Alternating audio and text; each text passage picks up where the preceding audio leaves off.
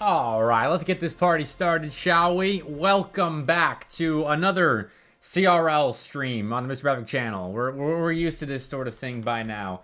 But tonight we get the Tri-City Slam Qualifier number 3.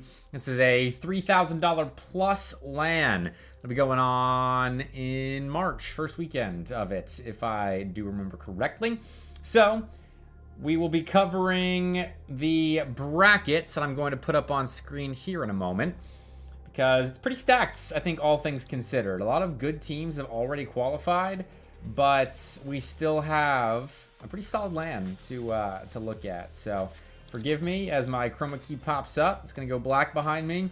I'm not in the void like TJ is normally during the podcast, though, which actually, we were supposed to have a podcast episode today, but I had to cancel it last second. Shout out TJ for being cool with us rescheduling to Thursday at what would that be? 5 p.m. Eastern time, 4 p.m. Central. It's been a crazy week. I'll talk about it in a bit, but we've got this bracket tonight. So 7 teams are going to qualify to the Tri-Cities Slam LAN. The teams that make it through this portion of the bracket, there's 1. So no offense, probably Oklahoma Christian. This portion of the bracket, which honestly is pretty up in the air if Shawnee State decide to get it together. UTD JV's good, Clemson's good, UTK's good, Daytona State's good. Daytona State definitely favorites, but all of these teams have, I think, peaks that could qualify them for the LAN, and also valleys that could knock them out in upsets fashion. And then down here, it's probably, hold on a second. Yeah, probably going to be Fisher in this segment. And then we got, I'll duck, Indiana, CSUN, Oklahoma, NIU, Texas Tech maybe. But CSUN, if they really play like we've seen glimpses of, I think they could beat Indiana, but should be Indiana qualifying. So that's 4 spots out of the 7. And then and then down here in the lower bracket, you got 2 spots here. Those are easy to digest. But then the losers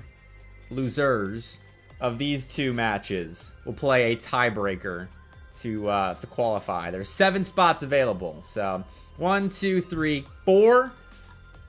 Then these 2 down here. And then the tiebreaker, the loser of these 2 spots to make it 1 more for 7.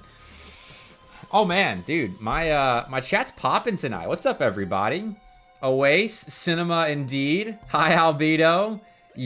Jude. What's up, Morose? Glad you can catch the stream. Be More loves Collegiate Rocket League LANs. We know that. We know that. What's up, Clover? I'm on your TV and your laptop, Sap. Let's go. I'm your favorite streamer? Man. Hey, you know, one day, I think, right now with Jinxie dominating the Rocket League streaming views, we're gonna surpass him. That's the goal. We're gonna dream big on this channel.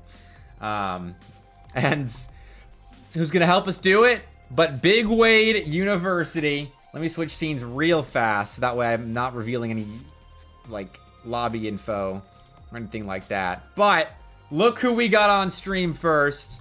Mr. Big Wade himself, playing for Warner University with Spade and Wisdom. And then we got RIT. This is Tom, Sean, and Jacob. Really making it simple on me with, or sorry, Yam. Yam, not Tom. Not Tom. Even though his name's Tommy. No, it's Yam. Yam, Sean, and Jacob. That's who we got. Starting us off. I'm excited for this one. For several reasons. RIT's been a decent team for a while, decent program for a while. I think when a team or slash name in the CRL space is consistently decent, like RIT has been, you can say they're a good program. Oh, Sap's giving me the info. It's pronounced Jacob. All right, so we got Yam and Jacob. That's fun. You tried to get the Cumberland Academy boys to run this? Who is on the Cumberland Academy team these days? Because I know the Cumberland main roster has kind of like devoured the old Academy team. But I don't know who is actually on Cumberland Academy. Because they were pretty good last semester. They were one of those academy teams that was kind of pushing the limits of top 48. Up there with like UTD JV, Bruton Parker JV. Who are some other good JV squads that aren't in the top 48? Fisher JV was in that conversation last semester. Now I think they're good enough to definitely be top 48. But you get what I'm talking about. Back to the bracket. And fun enough, for once, my exclamation point bracket command actually works. So definitely give that a use if you want to follow along live. Yeah, that's the one right there. It's updated. I actually updated my bracket command. But while we have this qualifier going on, there are also NACE matches.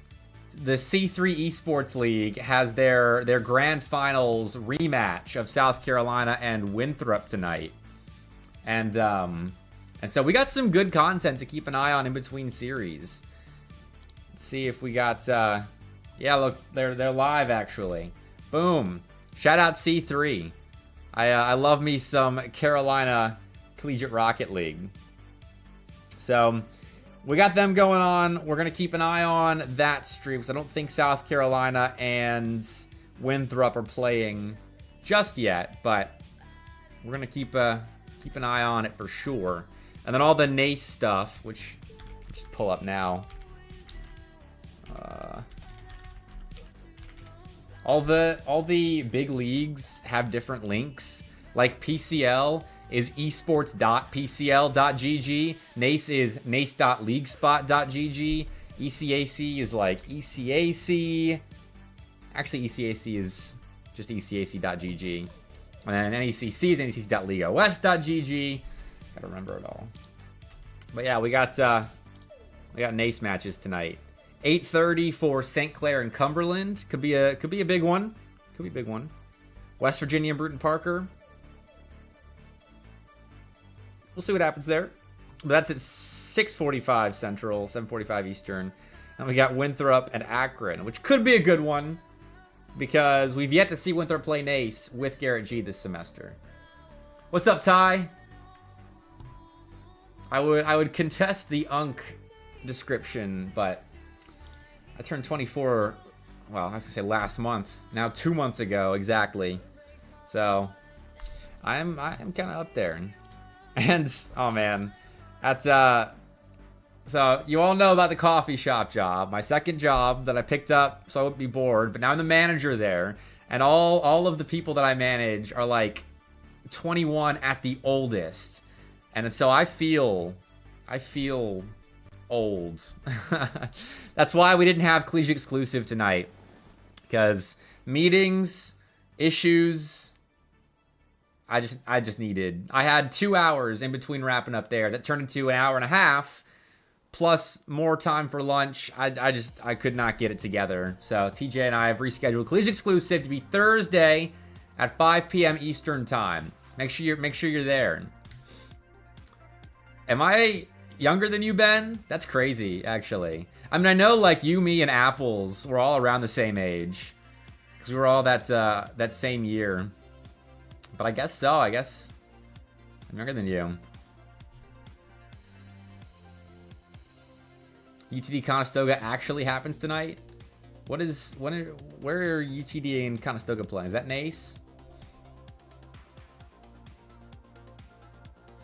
Are baristas easier or harder to manage than esports players? That's a good question. Hold on, let me type out my I'm streaming this match message.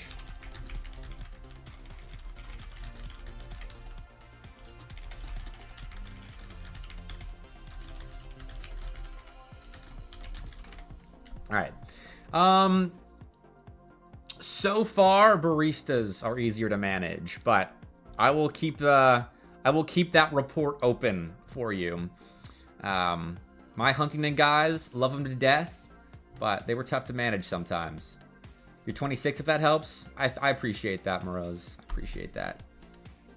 Yeah, living in a... Dude, that's what they don't tell you. When you stay in the same town after graduating college, and you get older, it does get rough. It does. Because you're going out, and you're seeing people that you're like, man, those people used to be like my close peers, and then they're like 19 years old. 19 seems so young now compared to just like a couple years ago. Everyone except you stays the same age. Yeah. Everyone except you. No, yeah, you said it right. You said it right. Yeah. We are, yeah, shout out to my, my graduated CRL homies that have stayed in their college town. Shout out. Oh, man. All right, we're waiting on Big Wade University to check in. So, Wade, if you're in chat, check the boys in. Oh, I'm getting pinged in general. Okay. Nutty's telling everyone to check in. He and Etch-a-Sketch are also streaming. So, we're gonna support them too. Got Etch-a-Sketch live at the moment. Nutty live at the moment. Shout out Nutty upper body cam right here under the bracket. I don't follow him yet. I follow Etch-a-Sketch? Yeah, okay. So yeah, this is what we're following tonight. I'm waiting for all the Nace streams to go live soon too. Let's see when this might be happening. Reschedule requested. It's not saying when, so I'll have to keep tabs on that.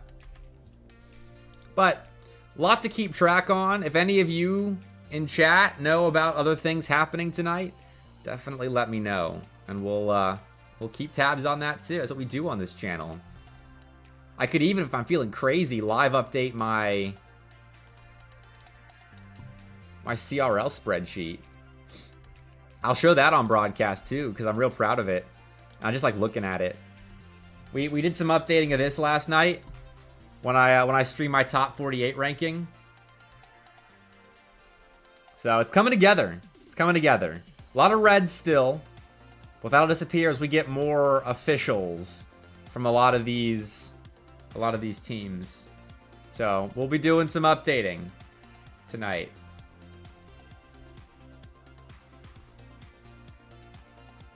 You got your buffalo chicken dip ready, Sap? Dude, you are ready. Prime viewing experience, Sap, right now.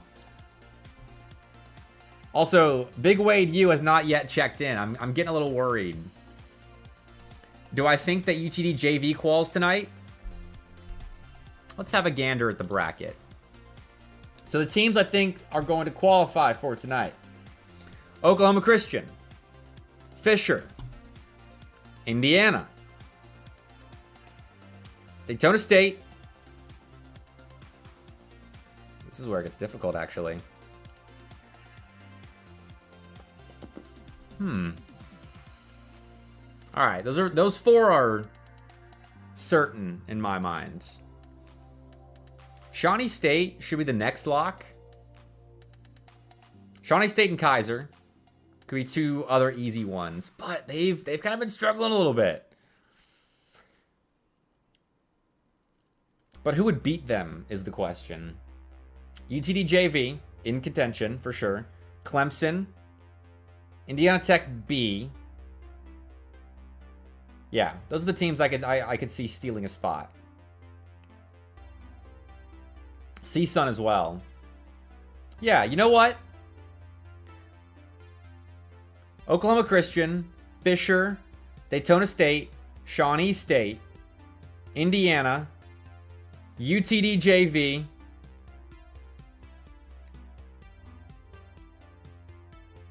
and Kaiser. Those are my 7. Sorry, CSUN.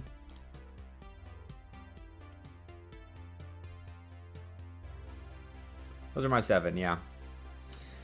So, we'll see if Indiana Tech B or Clemson surprise us tonight, which I think they could. BPCU Orange, I don't know about. Georgia State, I don't know about. I think UTD JV is honestly the most consistent of the underdog teams. Although, let's see how they did in the other qualifiers.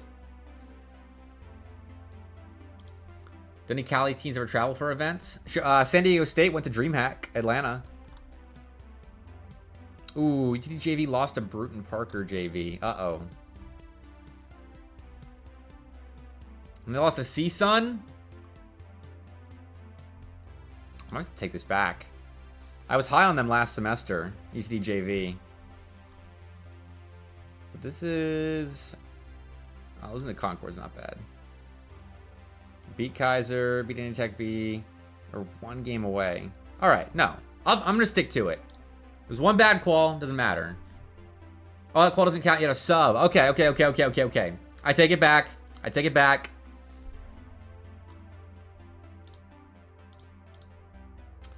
Also, we got 2 minutes before Warner DQs, by the way. And also, RIT just let me know that one of their guys' fire alarm just went out, or went off, after they checked in. So... yeah. We may have to jump ship to a different match if it doesn't pan out. That UF team kind of nasty. Yeah, man, Sap, you guys are very good. Especially in the clutch. Like, I was telling Larry this the other night. Like, you guys got some kind of magic in you. Stream RIT versus Oklahoma Christian? Dude, Sap, I know I promised you an RIT stream, but I guess Oklahoma Christian? I kind of want a close series, I'll be honest.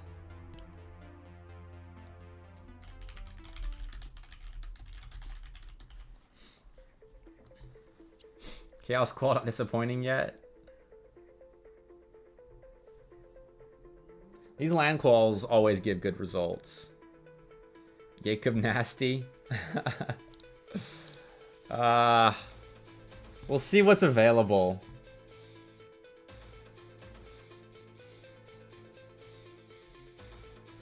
Although I think Georgia State and Bruton Parker JV might be available, seeing as they start at 6:10.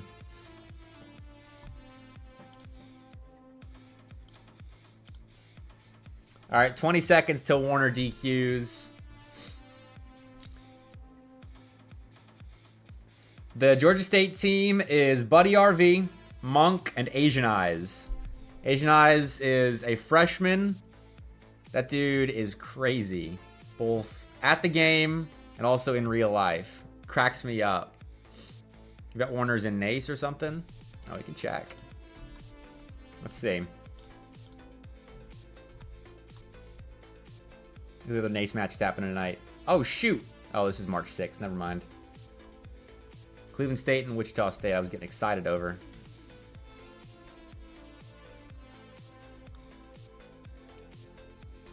Where are they? I don't see them. Kaiser was scheduled to play. Oh, that's rescheduled, though. Never mind. There's a lot that goes on Tuesdays. All right, Warner and RIT DQ.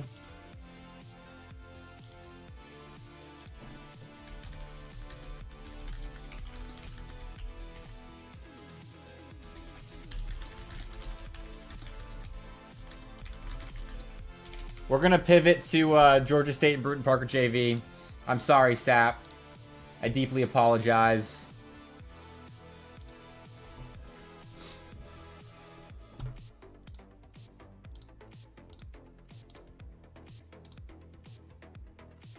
This is the round one matchup that was a DQ.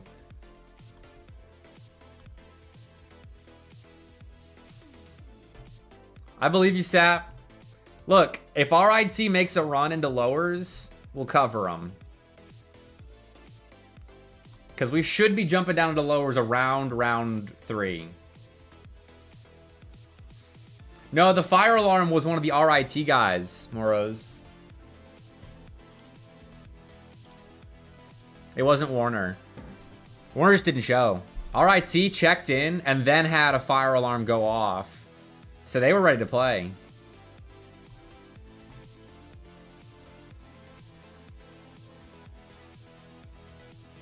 Yeah. The fire alarm was, I guess, inconsequential. RIT didn't have to worry about it.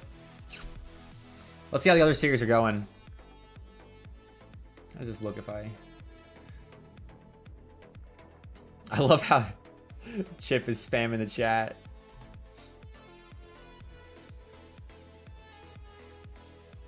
All right, we got Kentucky versus Georgia. No TJ playing on the UGA side.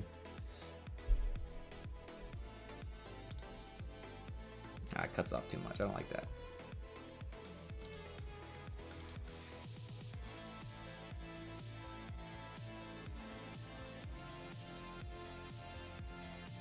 Looks like this one was a late start as well. Etch a Sketch. What you covering?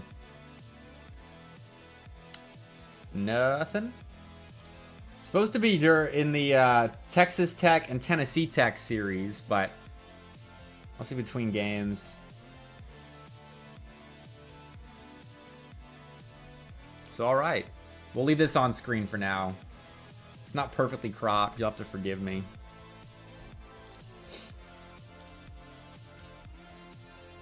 All right, now Georgia State isn't checking in instantly.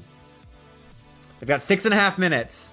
This might be a DQ only bracket coverage stream. We're doing the DQ challenge.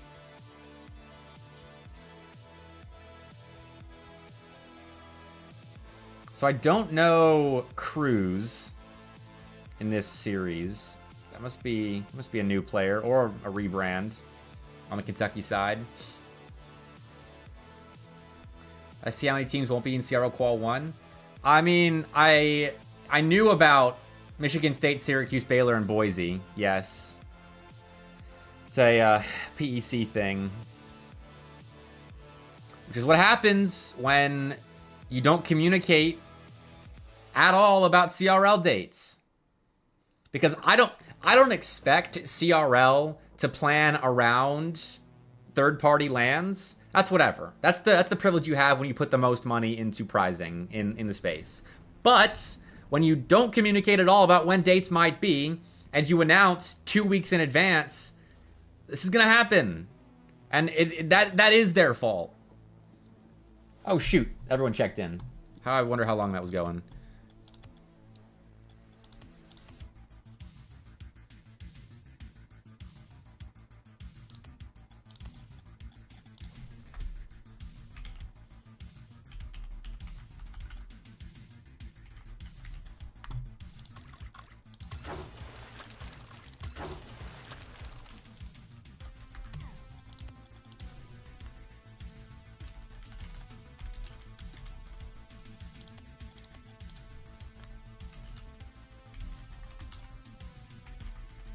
All right. I had to lock in there for a second.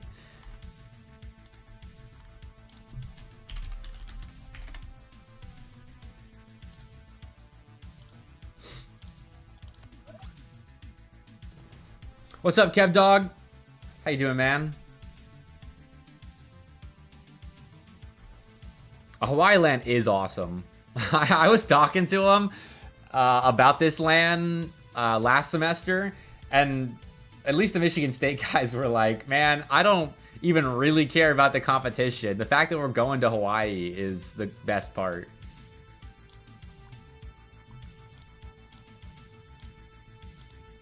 Which I'm sure doesn't mean they don't care about the competition, but yeah, going to Hawaii is awesome. I wish they'd invited me. They invited me to their Syracuse PEC LAN, but I didn't get an invite to cast the Hawaii LAN.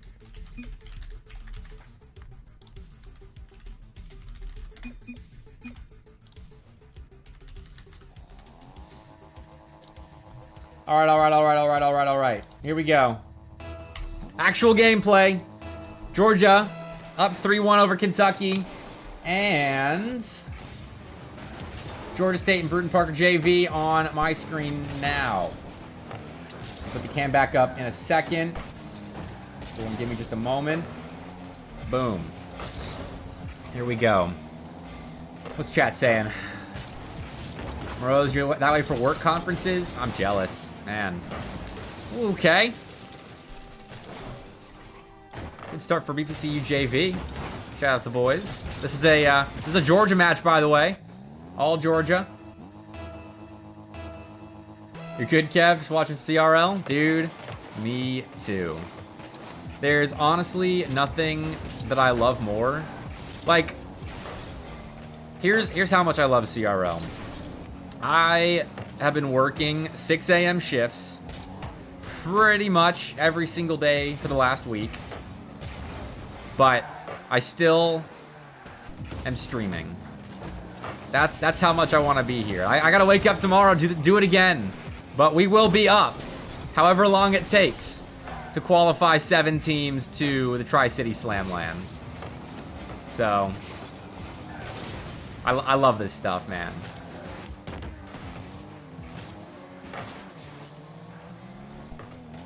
Is audio all good? We have game sounds and all that.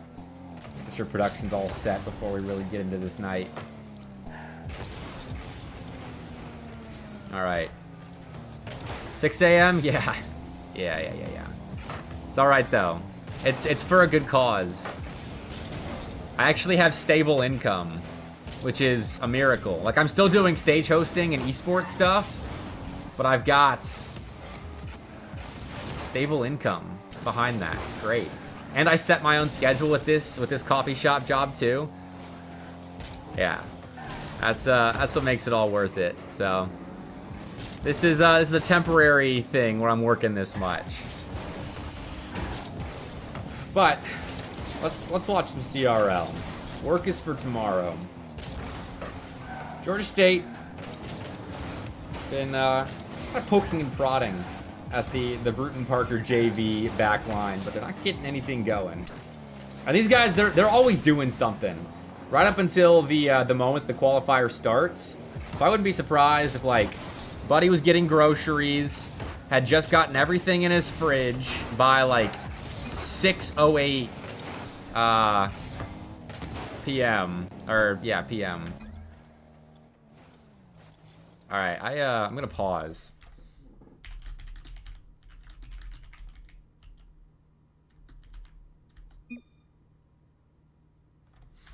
All right, Buddy has DC'd, so we're gonna sort this out. Had to go put the stuff in the pantry, but we'll go back to the booth for this one.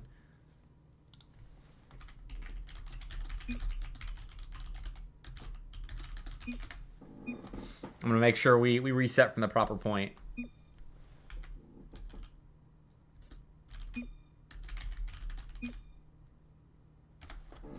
All right. We're good. With the whole match admin stuff, I am not certain on like the protocol for it. So we went so long where the protocol was just play on with a DC, unless it's like in the first 30 second or first minute or before a goal is scored. I don't know the protocols for all this stuff just yet. But it took more pictures of the motorcycle. Yeah, probably that too. They don't reset the kickoff in these. I asked the players. If the players are cool with whatever, then I'm doing whatever. I am not a tournament admin. If they want to call Nutty in, they can. But I do have match admin on, and I will pause. If I get yelled at for it, it is what it is. I'll play my I'm just a caster card. Alright, sounds good, Kev Dog. Setting up for Northwood. Heck yeah. Is Northwood playing something tonight? Is it PCL? Oh shoot, we gotta keep track of PCL matches. I think that's tonight too. Marvel Rivals? Sick. We'll have fun with that. All right, Georgia State coming back now. Everybody in the lobby. And it's Monk setting things up. The classic Buddy and Monk connection. Man, been seeing that for years now. These guys, like when show matches first started on my stream, August of 2023, these guys were playing as a duo.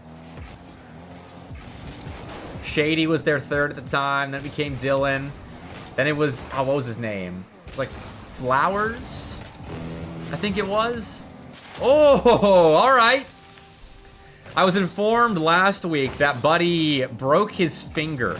I think it was his ring finger or index finger, one of the two, on his keyboard hand. So, I didn't know what to rate GSU coming into this qualifier. But apparently Buddy's being, he's all right now.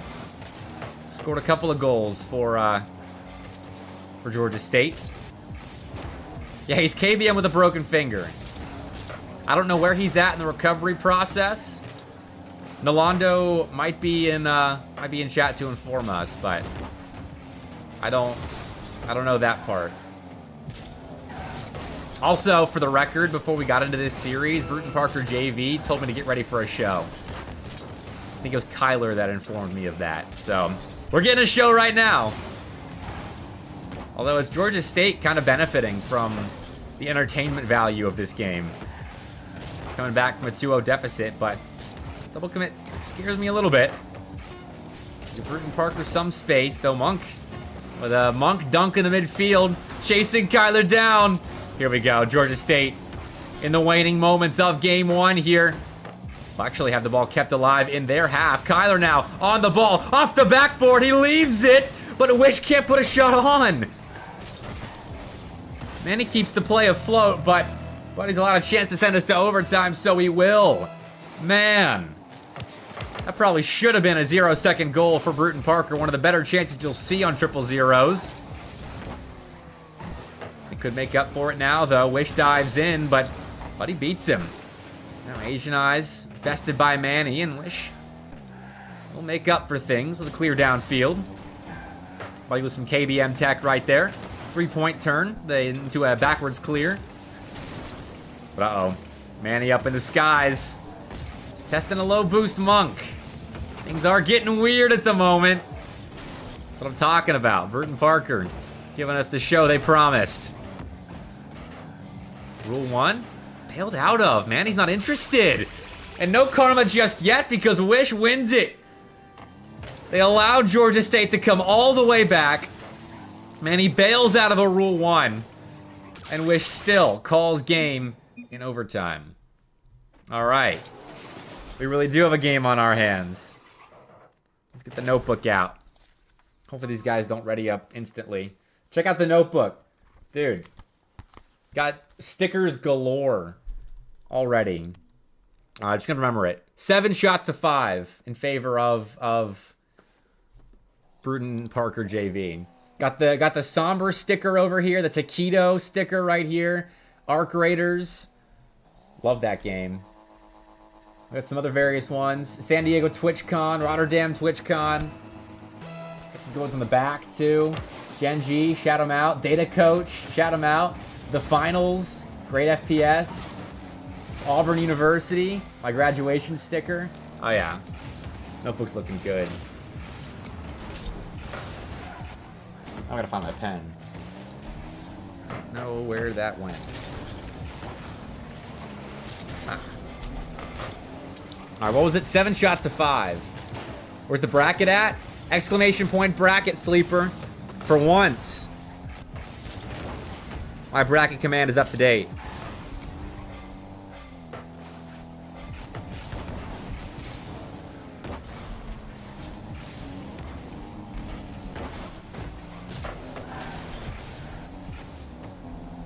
All right. What's up, Kevster? Oh man, it has been a bit. Thanks for popping in. A late stream for you. Hope you've been doing well, man. Long time no see. Good start. Bruton Parker again, kicking us off. We'll see if they can actually hold on to their lead this time around. Tossed it away to have us an overtime game one, but they did sort it out. Yeah, been a couple minutes for sure. Yep, still doing casting. It's actually my full-time job, believe it or not. Less so esports commentary, although that is a significant-ish percentage of my income. but it's led me to doing a lot of stage hosting in the gaming industry and just kind of pop culture industry too. But that actually all started because of Rocket Core. Like Elliot and Chris, they've got me working on Twitch cons, doing commentary there, and various other work with them. And that's led me to contacts that let me stage host. So yeah, it all comes back to Rocket Core, dude. I got to meet Blitz actually when I was in Rotterdam for TwitchCon. Blitz made the drive down to Rotterdam, hung out with us for a night. So I've now met the majority of that Rocket Core staff in person, which is crazy.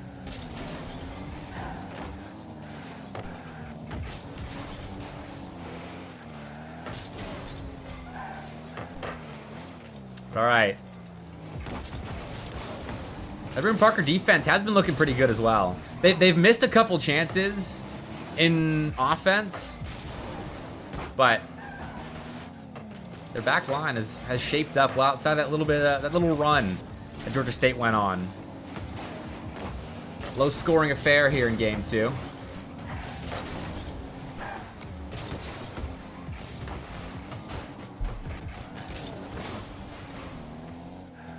There we go, Monk. Quick shot. Oh, Monk didn't hit the shot, but he found the follow-up. Classic Monk dunk here. Poor Wish. Thought he had enough of a read to stop that play, but Monk thought otherwise. Hey, sounds good, Kev. Good chatting with you. Thanks for popping in, albeit a little bit of short time. We'll catch up for sure.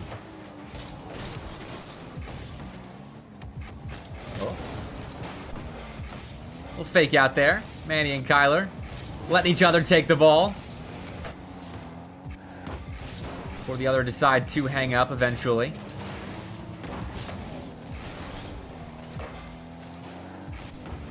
A tied game late in this one. I think I would expect that. These are two teams that are right there on the fringe, like the top 49 through 64 range. Squads that I refuse to rank, because that's even harder than ranking like 40 through 48. Spent enough time on that section of the top 48 as is, but still in the conversation. Teams of note for sure. Oh, Asian Eyes. Oh no! Panic there on the goal line. We'll skip it for him. We'll skip it for him. Not a good sequence there for the Georgia State Buds. No longer Buds at GSU, by the way. They do have permission to actually call themselves Georgia State, as they've got support from the school now. But they will forever live on in our hearts as the Buds.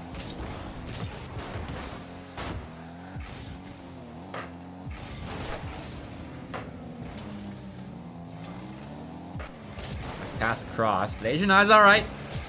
He's locking down the defense now. Couple of interceptions of midfield, or infield balls rather. But it is Bruton Parker JV with presence in the offensive zone at the moment. Georgia State don't have much of anything. Feels more like a third Barron score is impending, as opposed to Georgia State breaking out and tying us up. Unfortunately, overtime not looking likely, especially with this play from Wish. Getting past a couple. Georgia State don't have boost in this game. It's looking over. They're going to do something magical. And Buddy actually, well, never mind. He had something going for a second, but Bruton Parker JV close it out 2-0. Close games, but they do close it out in a 2-0 sweeping fashion. They'll move on to play probably Oklahoma Christian, but we don't know quite yet. Let's tab on over.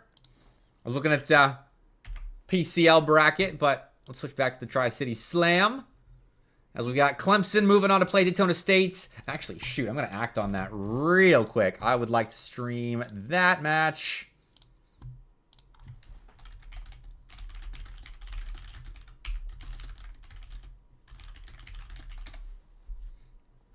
So we'll be jumping into that match shortly. once Daytona State and Clemson both check in. But wait on that. Okay, let's go back to the bracket. Gotta make sure I don't reveal any lobby info on stream. UTD JV, take care of business against Tennessee. Georgia beat Kentucky on Nutty's stream. So we got our round 2 matchups, I think, that we were expecting. I would anticipate... Actually, this one could be a close one. I would expect Texas Tech to move on to play CSUN. Indiana, though, could face, I think, either NIU or Oklahoma. I'd be equally surprised. Doesn't seem like the right word. Equally, I would expect both teams to have an equal shot at making it to that next round. Appreciate the follow. Ikiger? I'm going to pronounce that, sorry. I hate RIT confirmed. Sap, man, I'm sorry. I told you, lower bracket. Lower bracket, I'll get them. Don't worry. But that I can't watch him against Oklahoma Christian. That's a little bit too one-sided. All right, Daytona State and Clemson. They have just readied up. So I'm going to put that on stream.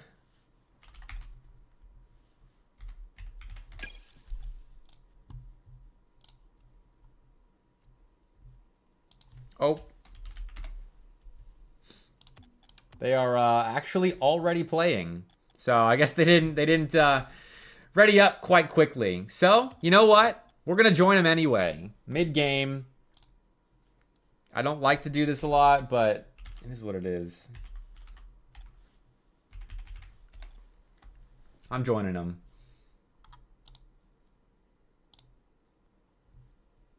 Oh. Never mind. The lobbies got crossed. We're not going to be watching that series. So we're going to stay viewing the, what is Nutty? Anything? Nope. Etch-a-Sketch? Anything yet? Nope. Man, no action. Let's get the music started again. We'll be patient. Hate everyone in New York, confirmed. Hey, I put Syracuse at number 12, so I feel like the city of Syracuse is safe. I like those guys.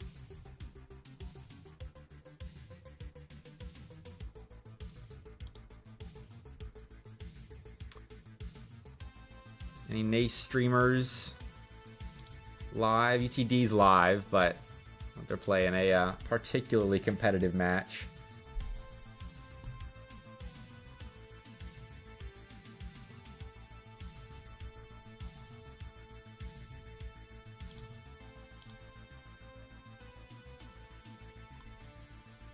Oh shoot, hold on.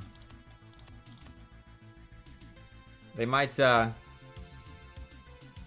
Daytona State and Clemson are actually... Okay, they're mid-series. They had to remake the lobby. Okay.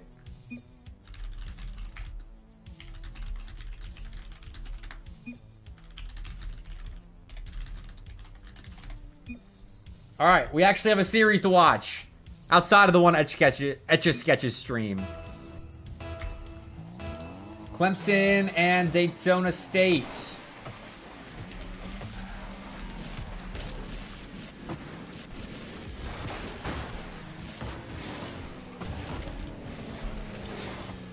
Boom.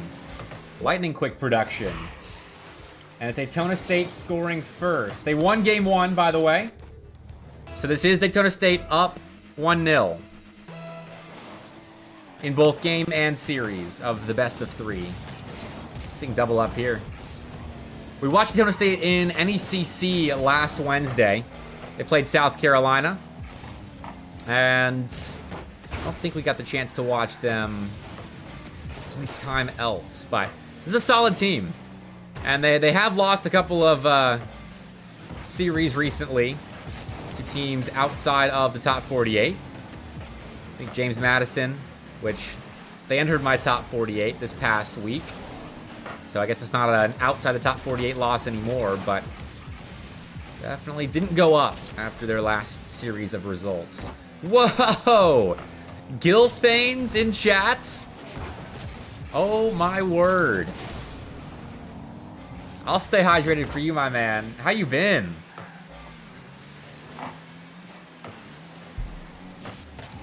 Dude, this is gonna sound really self-centered, but my PC background screens are all pictures of me working events, whether it's remote or in person. And the photo, the screenshot that I took of you and me during our first Nefarious cast, it'll pop up pretty frequently, and I'm like, man, those were the days right there. My green screen background is terrible. My camera quality's bad. I got giant headphones, those old Skull Candy ones I used to use. Like, my haircut's bad, but the memory is good.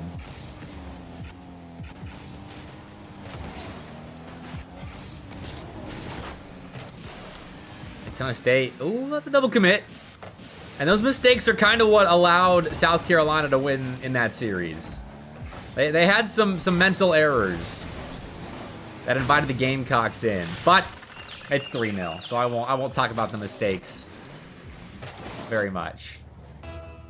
You still use the GIF when we hit the salute together? Oh, I love that. That was so good. That's in, like, I've got a casting memories folder on my hard drive, and that's in there. Those were the days. It's changed so much now. Back in those times, like, you had a duo like us on pretty much every team stream. Now you're lucky to get that for even the good teams. Ah, man. 2021 RLCS is something else. Man, I thought Clemson was going to be able to keep up a little bit better with Daytona State in this one.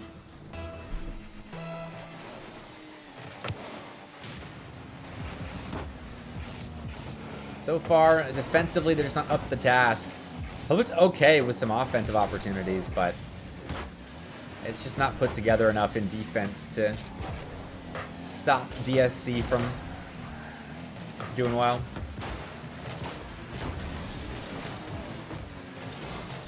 I feel like you remember Sullis. I don't know where Sullis has been. I cannot confirm or deny.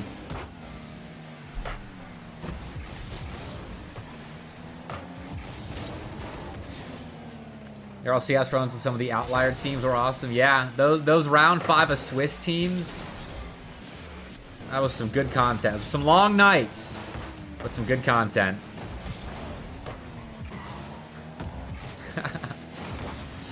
He might join chat after the series.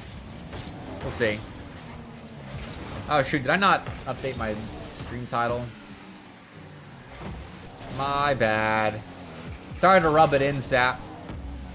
Rubbing it in that I'm not casting RIT. I'll update that.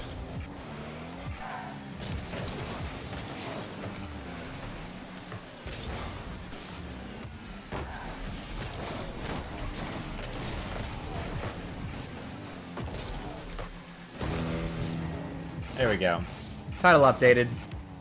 Ooh, clean touch there from Gio. That's the sort of stuff we're seeing right now from Daytona State that Clemson don't have. They don't have a guy that is mechanically gaining space. And they don't really have much in the way of team plays either. That was a nice outlet pass, but just kind of a giveaway.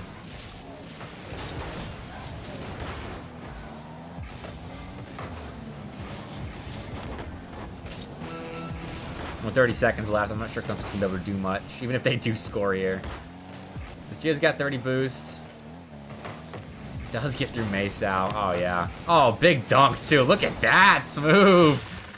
Making his car look large in the midfield line. That was a really nice transition from Daytona State. If they weren't up by 4, it'd be even more significant, but not a big one. Hey! Beans for 1. Go Clemson. You still remember picking up Vibrants for the first caster clash before anyone knew what they were? Yeah. I think I had the nefarious guys for that one. Oh man, Beyond Ranked. That's an even bigger memory. I've still got my Beyond Ranked t-shirt with Bepic on the back. I'll still wear that to LANs, actually.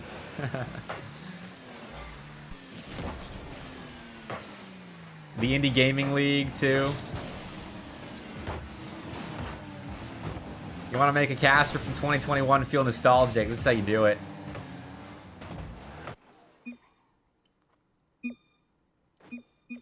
Want me to leak where the SEL LAN is going to be?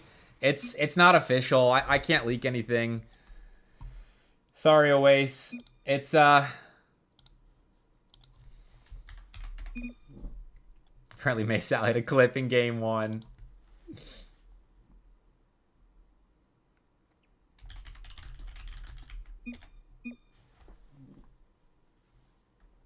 Well, there you go. That's what happened in game 1 there.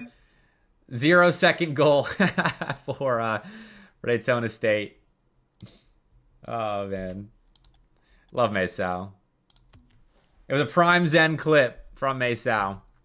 Confirmed. RIT's in game 3 right now, Sap? Dude, that's crazy. All right. I want to apologize on behalf of RIT fans everywhere.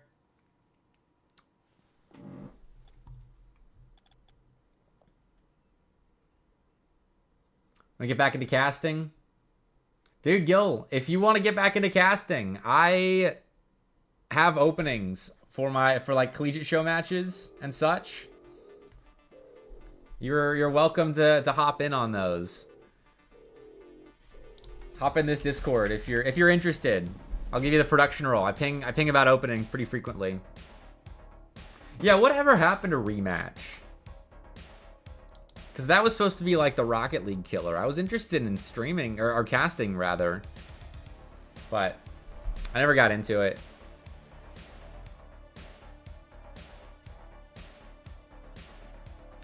Can't believe this is in game 3.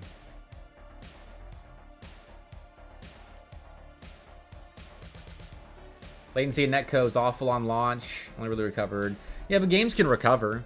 I mean, the finals had a start like that as well, where it was buggy at launch, and they've slowly built it up. Basically, Rematch was a paid game, not being free to play. Yeah. The finals is not a good comparison then.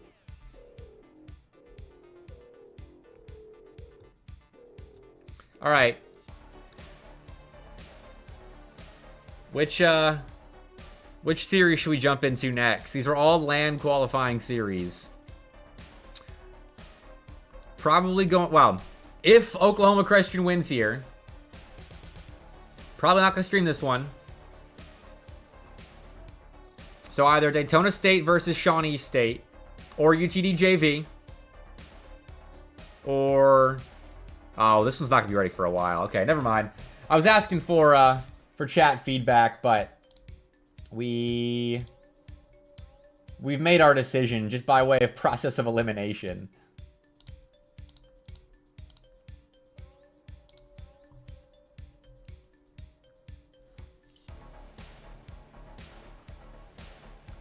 No Fisher Kaiser? Fisher Kaiser is not going to be close.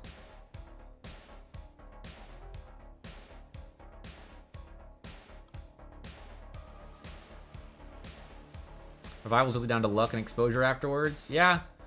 I mean, like the finals at TwitchCon, they've had some streamers getting back into it. They had a really passionate base of the community, and they really fed that foundation of the community.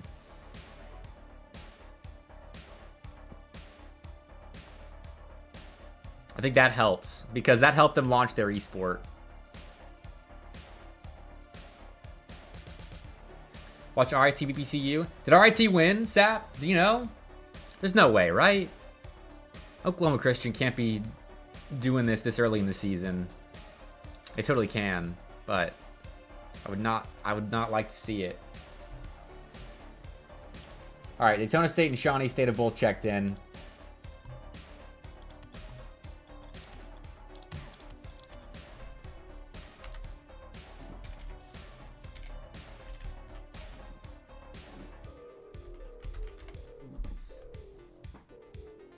No idea, you just know your boy?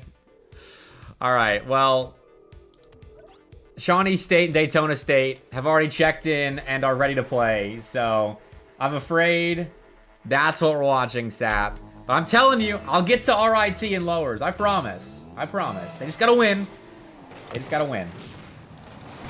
Alright, live production.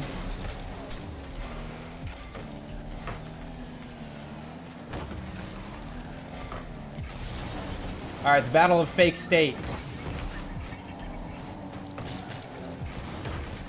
Shawnee and Daytona.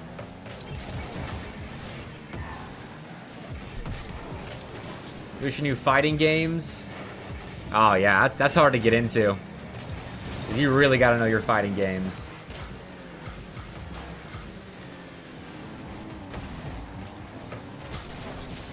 RT's not dropping the lowers. Okay. Dude, I mean, in that case, I don't know what I'm gonna do, Sap. If they beat Oklahoma Christian and I wasn't there to witness it, I will issue a public apology and I will hype them TF up on the Collegiate Exclusive podcast this Thursday at 5 p.m. Eastern Time, live streaming on the Mr. Bepic and DJ TJ RL Twitch channels. Daytona is a state? Daytona's a state of mind, Gil. It's like a state of mind. It's a NASCAR and Sunny Beach state of mind. Shawnee's a state of mind. I miss you saying that first, bro. That's funny. Same wavelength. Yeah, I gotta plug it, because it's, like, we posted about it being today, and it's my fault it didn't end up being today. So, I gotta make up for that with some hashtag ads. But look at this, already. Shawnee State, a big upgrade in defensive speed compared to Clemson. These are just challenges that Clemson weren't getting up to as fast as Shawnee State is right now. And it is worth noting, one, that Shawnee State did go to 3 with UTD JV before this series. So shout out the UTD JV boys. And two, Shawnee State have been losing some pretty significant matches as of late. Let me see if it was Tri-City Slam Qual 2. They lost to James Madison in a best of 3, and then Northeastern in a best of 5. And then in the Queen City Clash qualifier, I'm not sure which one, they lost to Indiana Tech B, and then had a DQ in lowers. So no further bad losses. But that's 3 losses to teams that were outside of my top 48 when the losses occurred. So Shawnee State's having a rough start to their season, but they can make up for that here with a high-pressure qualification match to LAN, one of the, by my arbitrary standard of major third-party LANs of the spring semester, which means, A, half of their field is ranked in the top 48. I don't know about top 32. I can't remember who else qualified so far. And B, a multi-$1,000 prize pool. So this is a significant best of 5 between these two.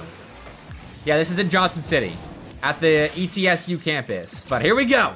Spooky's got us going here. Opening us just 3.5 minutes into game 1. Taco Stash sets him up, and that's a nice shot with defenders in his face. Spooky hits the top right of the net. And it is official. RIT has lost. Did that go to game 3 actually, Sap? So I know it took a while, but sometimes teams will check in and then just be like, oh, give me 15 minutes because my roommate, I don't know what their roommate did, but it was something to make the other team wait 15 minutes. Yeah, that's right. The lowers run begins. And I will stream them, no matter the matchup. If they make it to, I think it would be lowers, actually lowers round 2. We might be able to pop in depending on how long this series goes.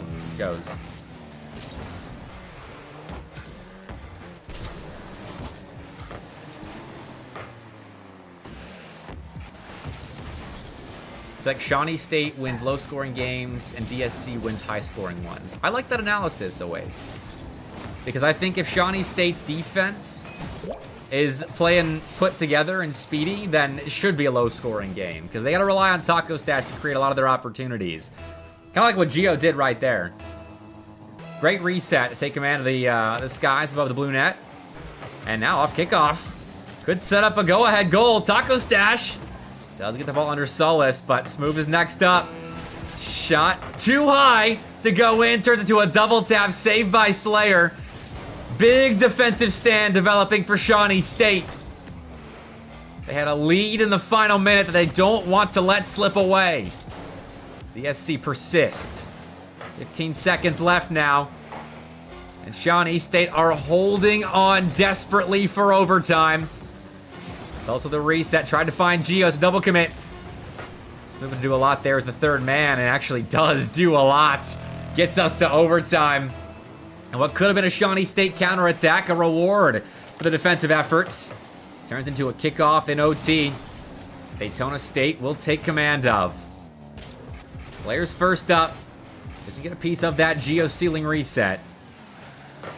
Now Solace beats the first man of Shawnee State. Taco Stash had to wait a second to get all four wheels there on the back wall. This is full Daytona State control here. They might come from behind and win this thing, but Taco Stash is the lone defender for Shawnee State. He does so much there, as per the norm for the Bears.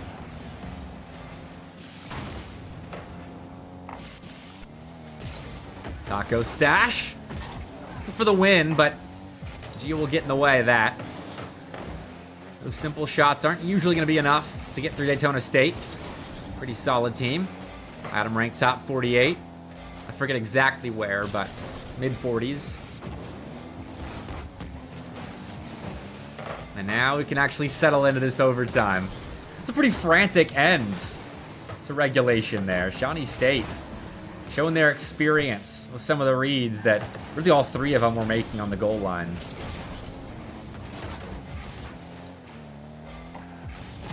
I have to make some more now. Gio's trying to win it now, and Bookie's the ball shot over him, but his presence did force the ball high, and now Shawnee flipped the field right around.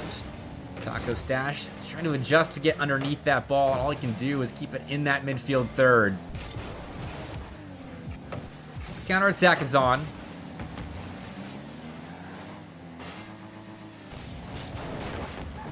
Not very on, though. That's a recipe for success. Get Taco Stash the ball. That's the win condition for Shawnee State a lot of the time, but Daytona State, do they have them outmatched in that sense? A lot of X factors on this DSC team, but none that have really flipped game one.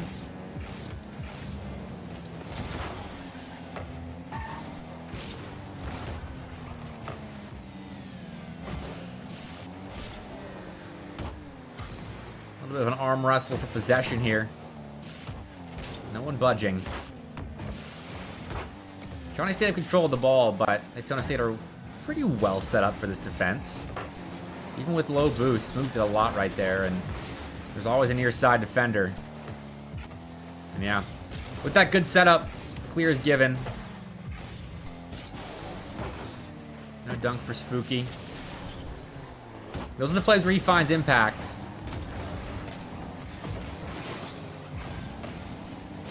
Been a couple of times where he's had a moment to potentially find impact in this game, but hasn't been able to make that read. There's a lot of diving for this team to try and set things up, but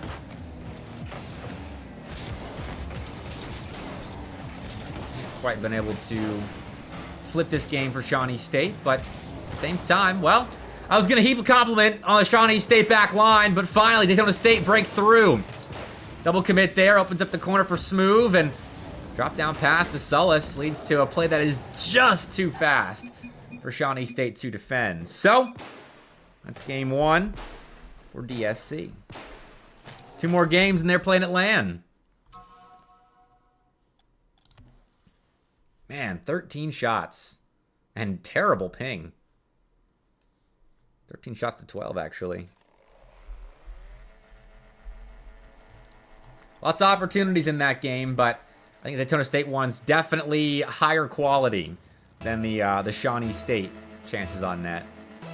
This is uppers. Yeah, this is uppers. This is a qual match. I'm going to update my title while I'm thinking about it.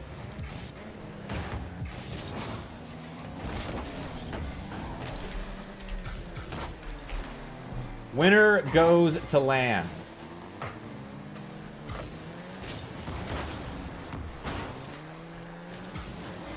Loser has to battle it out in the lower bracket. Though they will have... Actually, no, they would have to lose and then win again to give themselves a pair of opportunities to qualify.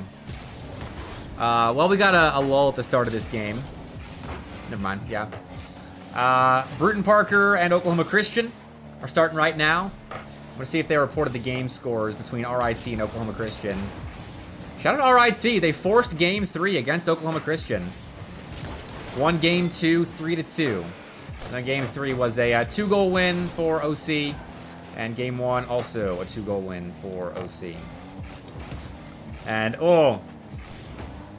Bass, your prediction of Kaiser versus Fisher did not pan out. It's Indiana Tech B playing Fisher. They win in game 3 over Kaiser.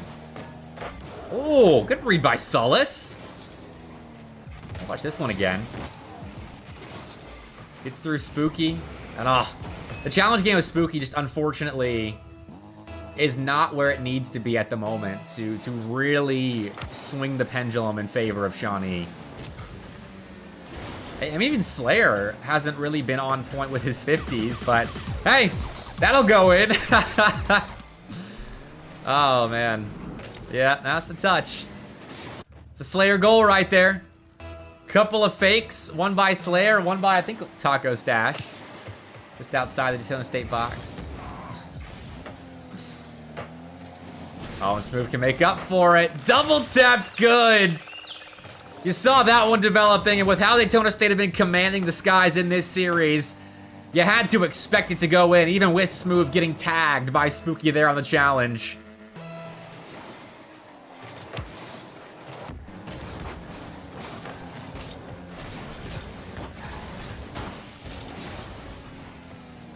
And so Daytona State, don't feel too ashamed about letting that slow Slayer goal go in.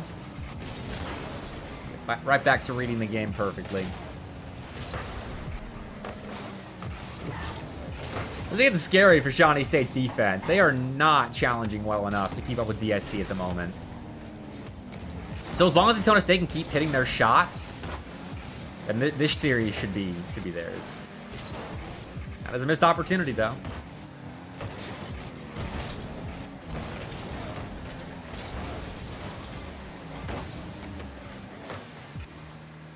Let's see what Gio's got for her. It's been pretty good on the ball in this set.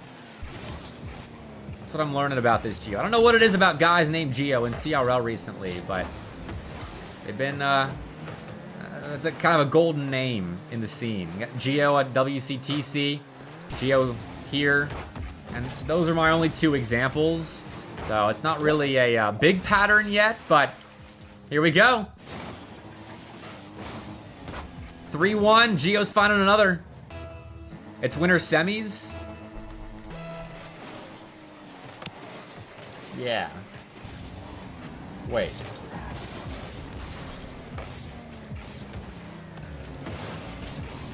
Winner's quarters qualifies you to LAN.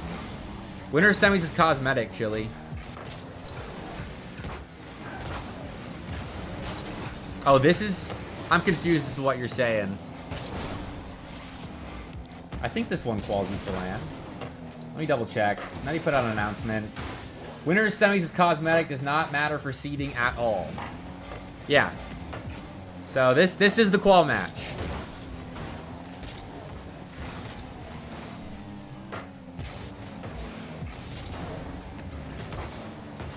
But the next game is for uppers or lowers. I don't think you guys play next game.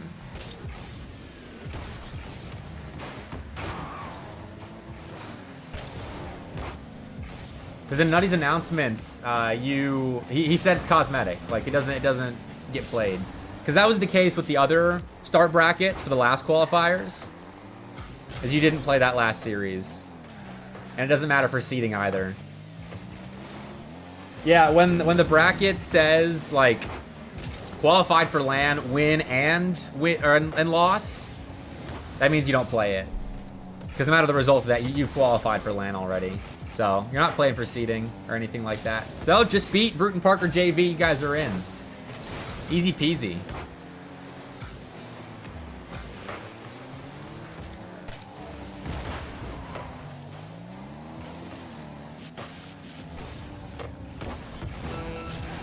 Not so simple for Shawnee State, though. I'll tell you what. They are going up against it. Just not looking as quality as we're used to seeing from them. I mean, normally, like, a Slayer-led team, you expect them to challenge exceptionally well and use that to gain space in the midfield. And then Taco Stash gets to the ball in rotation, beats 2 guys, and then you've got either an easy shot or a couple of rotations through the offensive zone, and you're scoring. That's crazy. Just still go in, man. Spooky, good patience. Even that doesn't fall. All right. They will get one. Oh my god. Is that a goal explosion that's screaming? What are we doing? We've been adding some strange goal explosions to this game recently. Although I like the bikini bottom one. Someone was rocking that yesterday. Or no, it wasn't yesterday. When was I streaming that? I don't remember. But that was kind of cracking me up. How it turns into bikini bottom, like the street with SpongeBob and Patrick and Squidward's houses. Funny.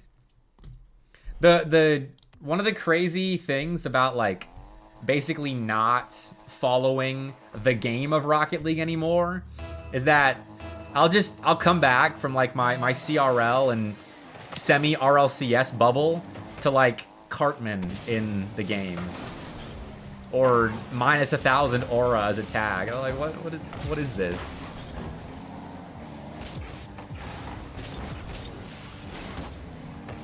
Johnny has just played defense and hope Taco Stash gets an outplay in the air. Yeah. But I mean, normally their challenge game is a lot better than this. They're just getting straight dusted.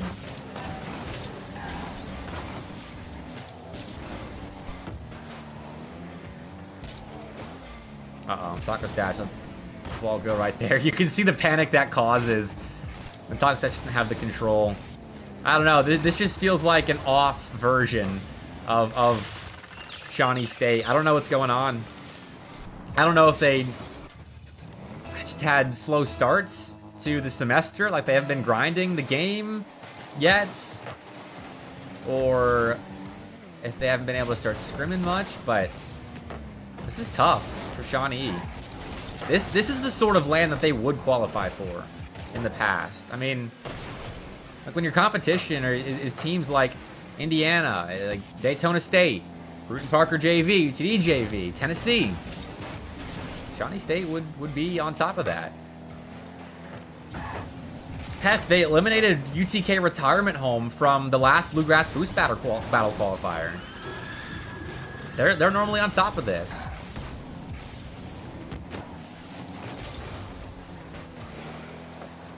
They will get one back.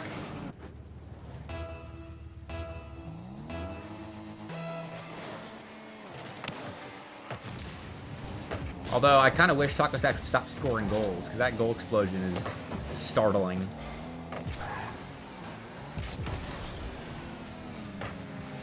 Yeah, take the lead back here for Daytona State. Taco Stash will have the read. But DSC starting to set up. It's good from Spooky, though. Got on the outlet pass. Slayer out 50s. No one there to shoot, but they've got control. Slayer off the ceiling, puts the ball center. Taco Stash won't dive in, and actually won't be able to get to the sidewall either. He retreats.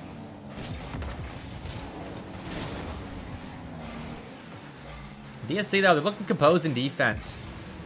They're not letting these Shawnee State setups really get to them.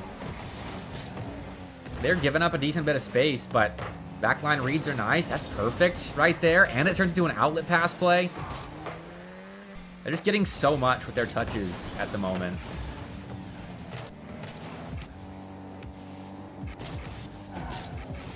Here we go. Set up from Geo. Okay.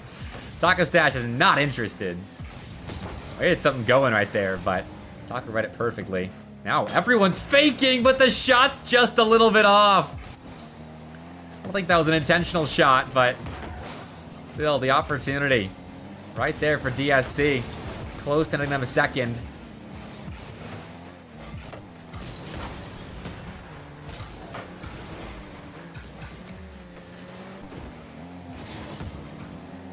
Okay, Sullis actually just almost did it to everyone on the Shawnee State back line.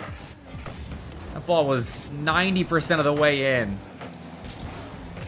The floppy musty into fake out.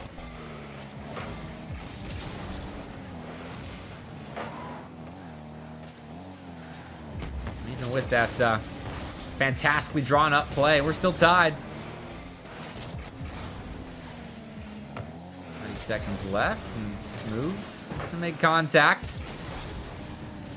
Shawnee State are kind of backing off right now. Their goal line defense has been good in this series. It's been kind of everywhere off the back third for him. He's just missed out of the corner. That gives an easy passing play away to DSC. Man, you put Taco Stash in a really tough spot, but he was made for tough spots.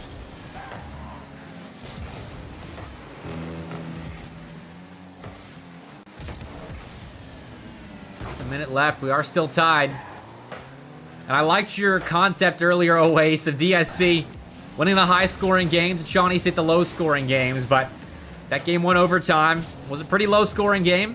We'll put that in the category, and this one too. We'll see if Shawnee State can get back to what we expected to be their MO. Spooky again, diving with no contact.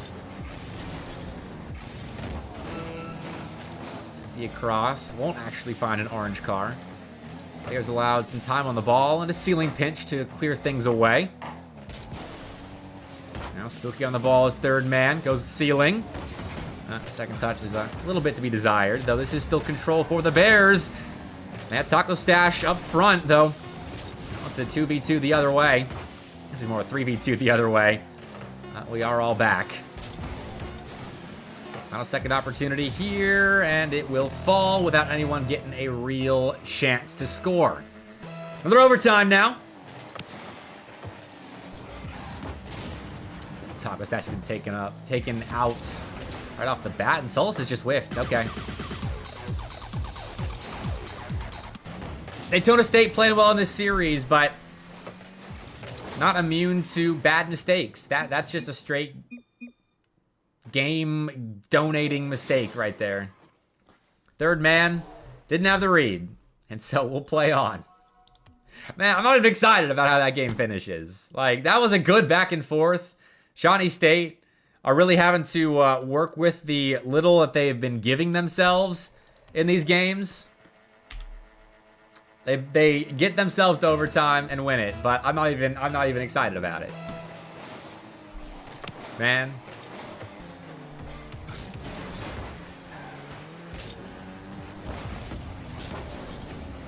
Let's check on the bracket.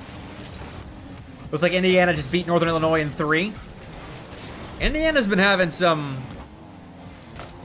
close series with teams that a team that was in the top 30 of the colleague poll last semester should be handling a bit better.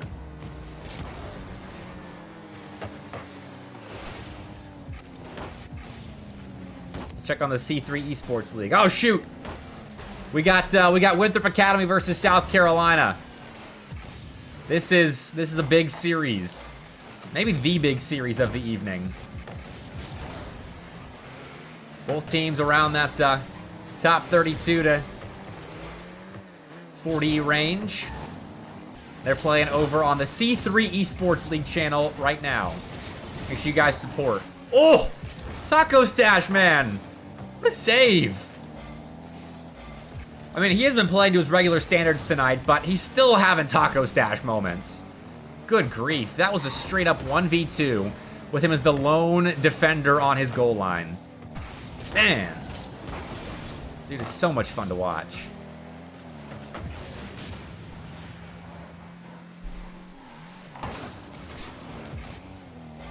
Still another quality look for Daytona State. So they can't keep possession for more than that first opportunity, and now Taco Stash extending. That's Slayer clear. Spooky next up in the corner, dropping the ball center for Slayer on an open net. And he misses. Dude.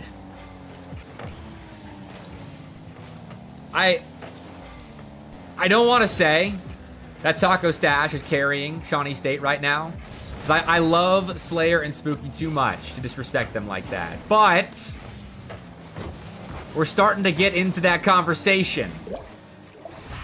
Daytona State are going to take the lead in a game that I think they should have already been down in.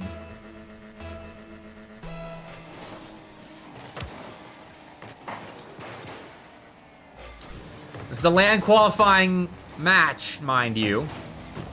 I don't know if I'm going to say that there are any nerves or anything in this series, but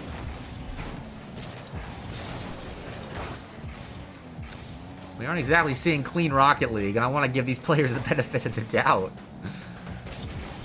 Some bad mistakes.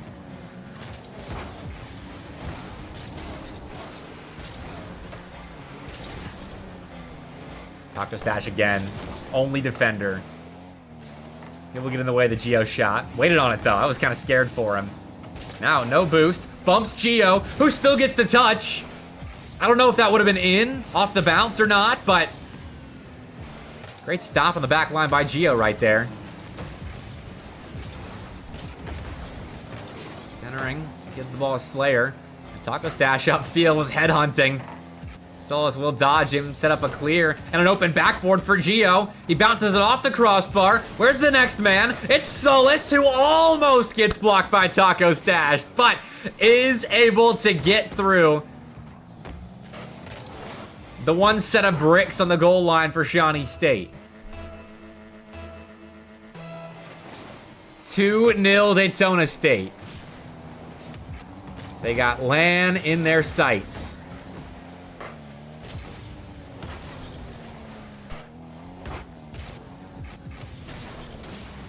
Taco on the ball. He's shut down by Smooth.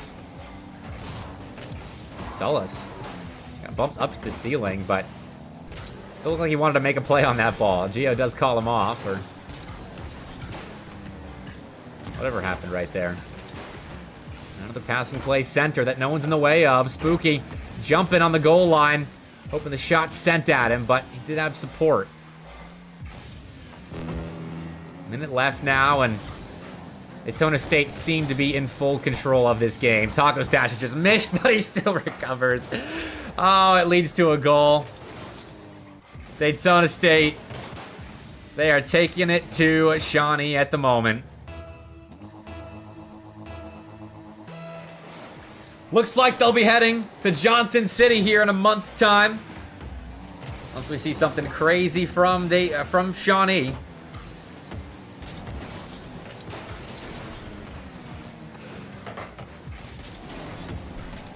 Start taking a look at the bracket. Right now, for those keeping track, South Carolina is up 1-0 against Winthrop Academy, but that was a 4-2, and now at the halfway point of game 2, it's 0-0.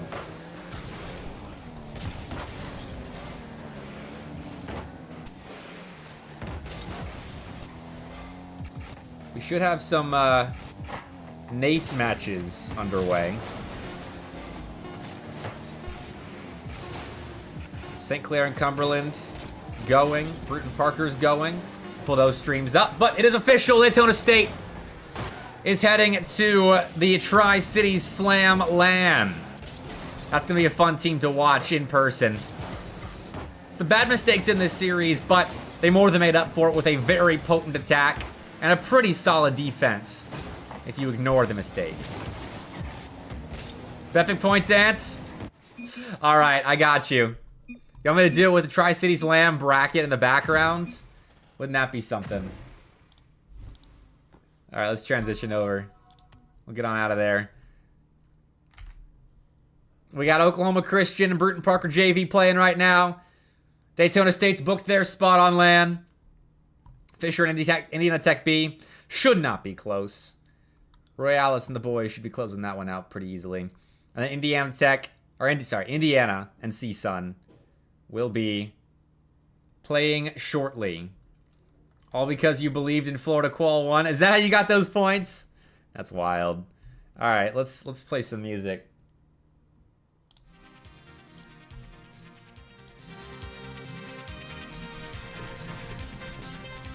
How bad does it cut me off? Ooh. Let's see. Is that the top of the green screen? Look at that. I know I gotta scroll up for the teams that qualified. It's for you, Daytona State. Shout out ETSU for hosting the Tri-City Slam LAN. All this content because of them. Jay Shell redeemed the Bepic point dance. So we're grooving. Grooving in front of the bracket. I can't do much with the earbuds in, but then I lose the beat.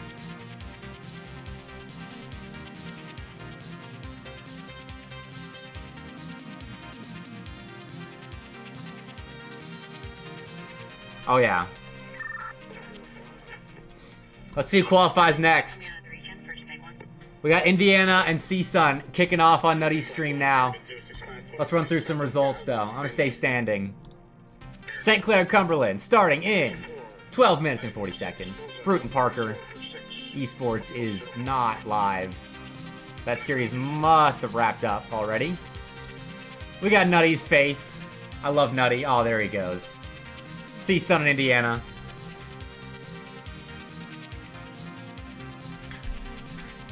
They've kicked off. I'm back down here. Come here. How you doing tonight? What else we got? Etch a Sketch streaming Northern Illinois and Texas Tech.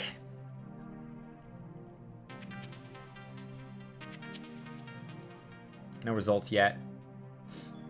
Better watch RIT. They're in their series. But I'll join. Pull up the clip you sent. Okay. We've got something from Solace. Everyone, one moment, please. How'd I get to PCL? Oh, it took me. I downloaded the clip. Okay. Everyone, hold on. We've got video to show on stream.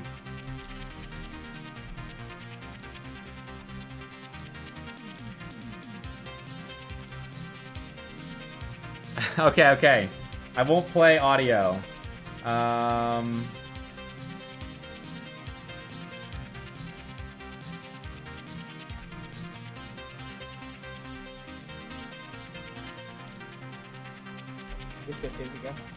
Yeah, ready for the... Oh. Try and shoot. Whoop. Hope I censored it in time. Alright, this is the whiff in game 3. Alright, yeah, in game 3. Alright, let's see it.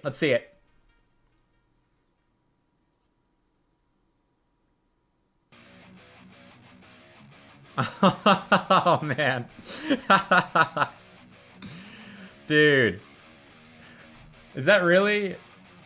That really did look like you hit it. I will give you that. I think you might have some complaints there.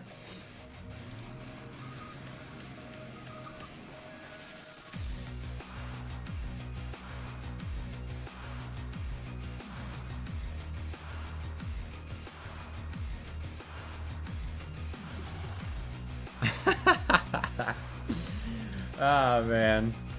I love Rocket League. All right, what do you think, chat? Should we exonerate Solace from his mistake? I'll let you decide. Hold on, can I find...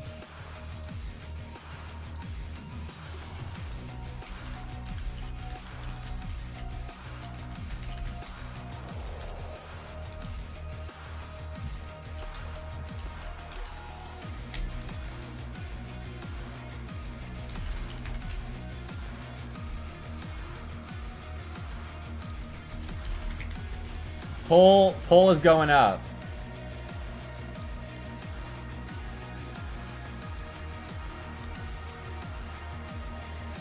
You got 2 minutes to vote.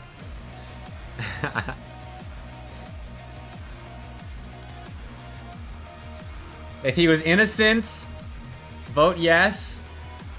If he was not innocent and lag is not an excuse, vote no. Alright. Let's see where RIT and Georgia State are at right now. Okay, it looks like they are probably into game 2 by now. Let's just jump in.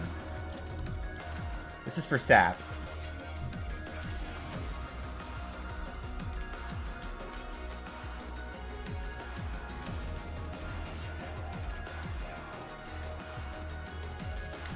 Vote no, it's edited, Geo says. Oh, man. Oh, man. All right, this is for SAP right here.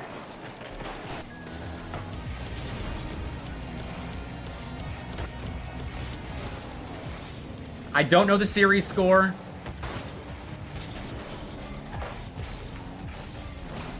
We'll find out in between games.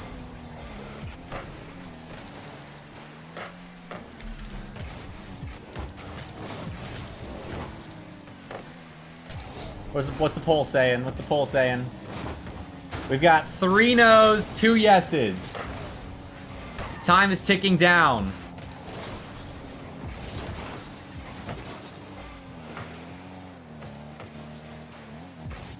But all right, we've got on the RIT side, we got Beans, Sean, and Jacob. Sap is good friends with Jacob. He was hyping him up to me, but oh, hold on. That was a nice Georgia State passing play. He's defended well. And looks like the poll ends in a tie. All right. I think we're going to call you innocent, Sullus.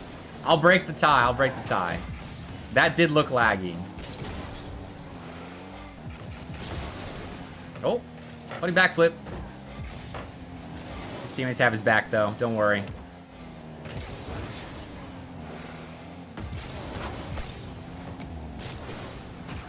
Coop just saved that guy's life. Yo, what's up, Pyro and chats? Thanks for the raid, my man. How's everybody doing tonight? Shout out Pyro J. He streams a lot. If you need a guy to hang out with, afternoons, evenings, that's a fun guy. We got Marby Mondays. Oh wait, that was yesterday. Forgot what day it was. Marby Mondays is a federally recognized holiday. Appreciate the raid, my guy. Hope the stream went well. We played Dark Souls. Man, an intense stream over there. You know, I feel like these teams are basically playing Dark Souls. LAN on the line.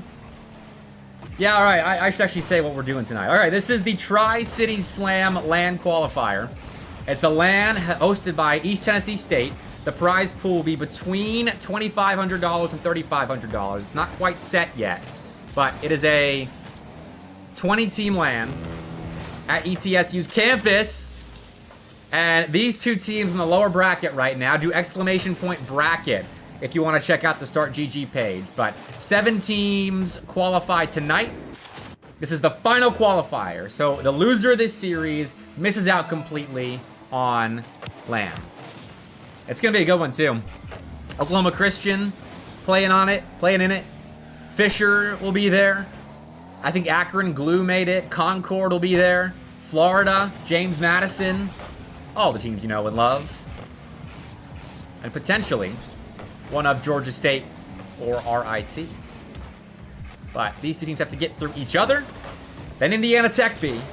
And then another series. And then they can say they made it to LAN. But oh, this is a best of 3 also, that we don't know the series score of.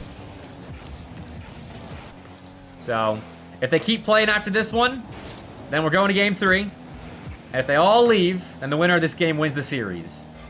So, a little bit of mystery on the broadcast tonight.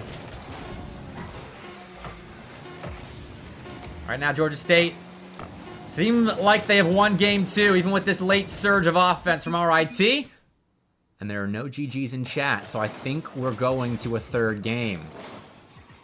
And yes, yeah, for those that didn't watch the Georgia State series earlier, Buddy is a KBM player and has a broken finger. I think it was his index finger, wasn't it? It's either his index finger or his ring finger on his keyboard hand.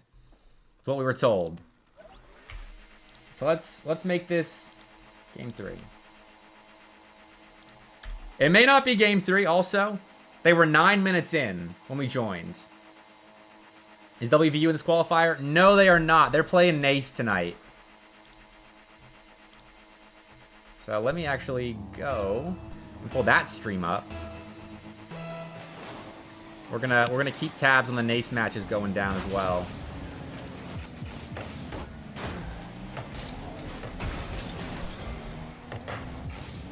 Is WVU live? I don't.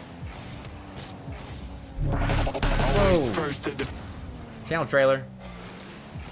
All right, looks like they had their series wrap up already. Let me see. Playing against Bruton Parker. And they won 3-0. WVU win 3-0. So that result is in. Akron and Winthrop will be playing soon. We'll be keeping track of that series as well. Oh, Lotus has a game for Varsity Plus. Gotcha. Buddy can't turn right. Okay, so I guess it's his ring finger on his keyboard hand. You should T. Carell's chat. He's complaining about playing Nace in person. Dude, the Winthrop facility. Oh, that's a bad miss. Is so nice. If I was as good as T. Carell was, and I love T. Carell, that's my guy right there. We've known each other a while. When we met at LAN, we hugged each other. We're like that. I love T. Carell, but man, don't be complaining about having to play in the Winthrop facility. It's like right downtown. Man, they are set up. And yeah, if I was playing a collegiate, I would love playing in the facility too. Like you're basically playing on LAN with your boys. I don't know. I can understand it if you just don't like going out in the world, but like that's one of the perks of playing collegiate esports in 2026, because we didn't always have that. Esports facilities are very much a thing of the last several years.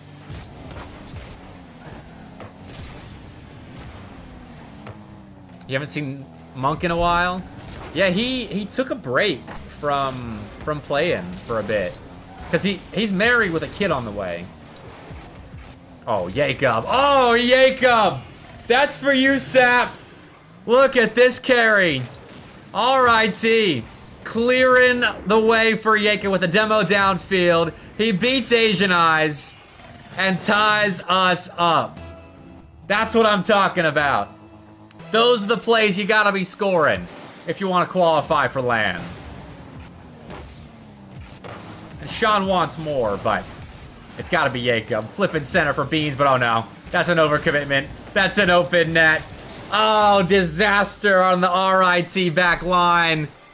Everyone goes in offense, and Monk beats them all. Old man still got hops. Oh, man. This is so much fun. I'll check on the other series real quick. Looks like CSUN is beating Indiana right now. I repeat, beating Indiana. They're about to be 2-0 up in the best of 5. Have to keep an eye on that.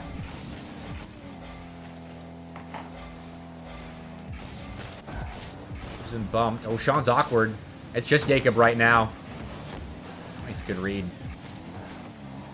Alright, T trying to keep this close in what we think is game 5. Not entirely certain.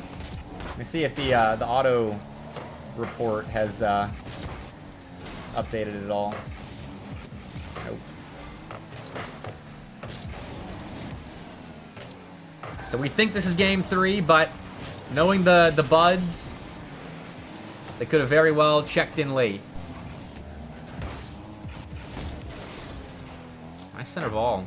Oh, Asian Eyes won't hang with this. Oh, it's a miss from Beans, though. But Monk misses, too. It's a 1v1. And Buddy slams it off his own back wall. Asian Eyes misses the Psycho. Beans. That's all. It's just Beans. Beans again. We'll miss. Ah. Close chances for RIT. But Asian Eyes now up ahead. That kid's got some moves.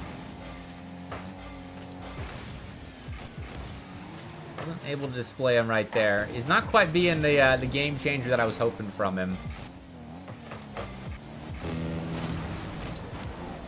Beans, though, could be. Going top left with this one. Okay. The Beans are heating up. Nice little catch. Faked about 20 players right there. And then beat the 2 on the goal line of Georgia State. All right.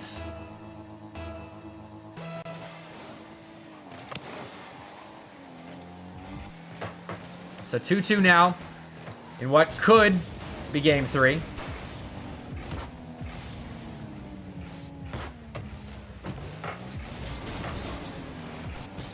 Now Beans has boost. Him versus Buddy.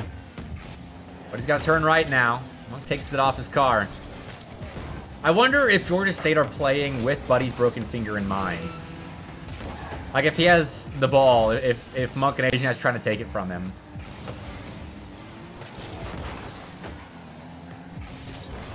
Esports injuries are so interesting to me. How you play around that. Oh, Beans again off the backboard. Oh! Hits the double with 14 seconds left. Are you kidding me? We came to watch Jacob, but we stayed for the Beans. Come on now. They just have to close this out with 10 seconds left, but Georgia State, they've got some tricks up their sleeve. They've got an open net, and it's Asian Eyes to slot it. An immediate rebuttal from the Panthers as Monk with a dunk on the sidewall sets up Asian Eyes as Buddy clears the goal line. What are we witnessing?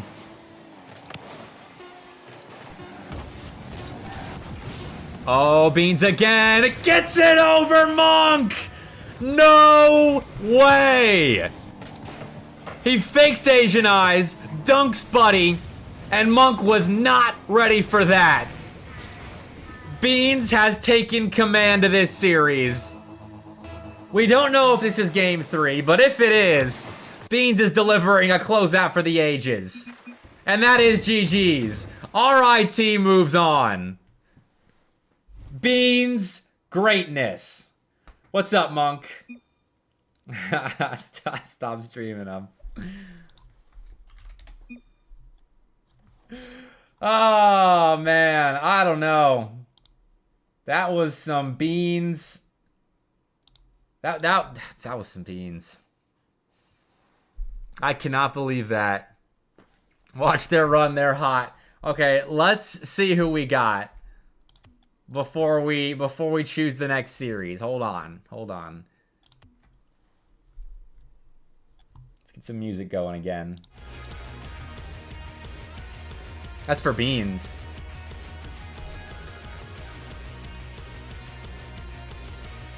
Got C-Sun down against Indiana right now. We're gonna keep tabs on that. Let's just flip through all the streams. Oh, looks like Etch-a-Sketch is done streaming. That's not a stream. Akron, not going yet. St. Clair and Cumberland's have begun. And it's Hot Shot, Polar, and Nex. No Nightya. Interesting. C3 Esports League. Ooh, might be going to game 5. Both these two teams are so much fun to watch. I don't know why. That's 1080p 60? Yikes. Alright, so we got RIT moving on to play Indiana Tech. We got Shawnee State played NIU. Daytona State, Oklahoma Christian, and Fisher have all qualified for LAN. Bruton Parker JV and Kaiser getting started. UTD JV's waiting on the loser of Indiana and CSUN. I'm thinking we stick with our RIT. I'm sorry, buddy. I don't know what that was, man. I was not expecting a Beans takeover, that one.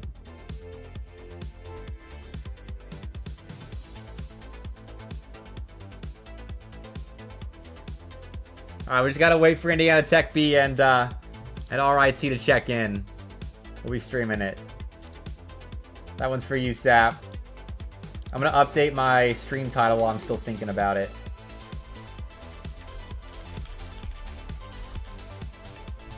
Tech yeah, baby. I can watch UTD Conestoga Game 5? Where are they playing? Is that on the UTD stream?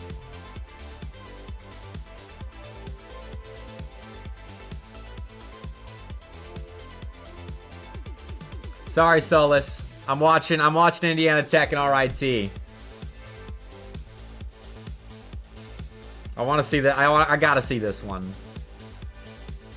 JV's winning on the JV stream, on the UTD stream. All right, let's go. Let's go. Let's go. Let's go. Where are we? UTD Sports.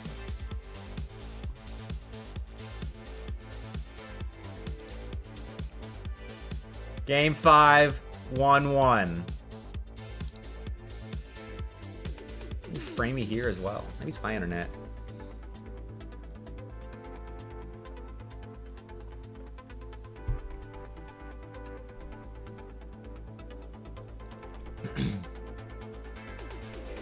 All right, we're getting context in chat here.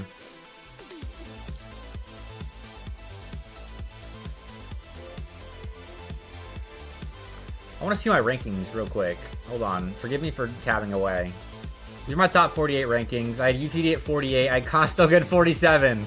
Oh, man. Big one. Big one for the ages.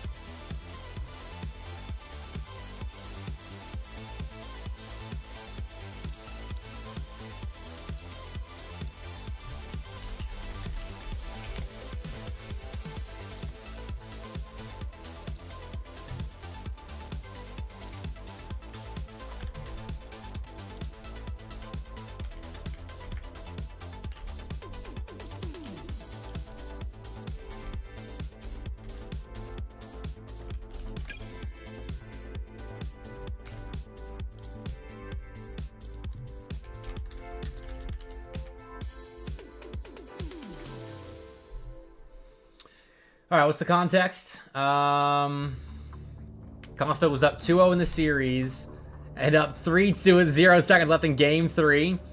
They kept the ball up. UTD scored on 0, and now we're in Game 5. Wow. All right. That's some peak UTD Rocket League right there. Can't say I'm surprised.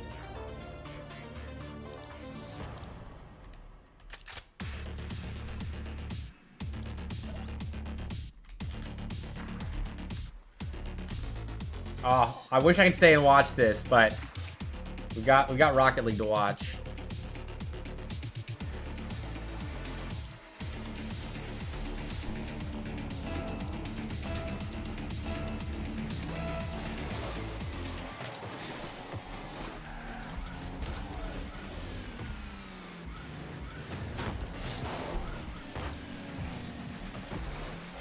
Why is Florida so low?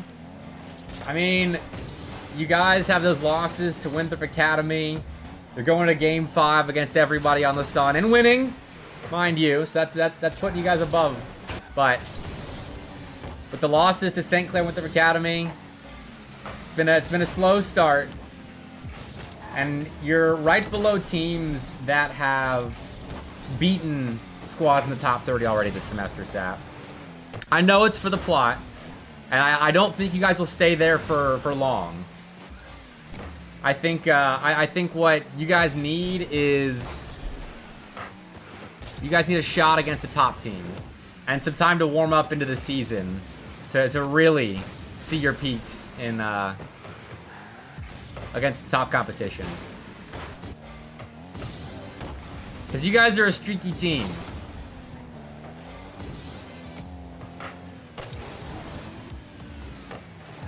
But I'm sure CRL this weekend will sort my rankings out. We'll see just how much it changes after Sunday. Also, I need to make sure this is still a best of 3.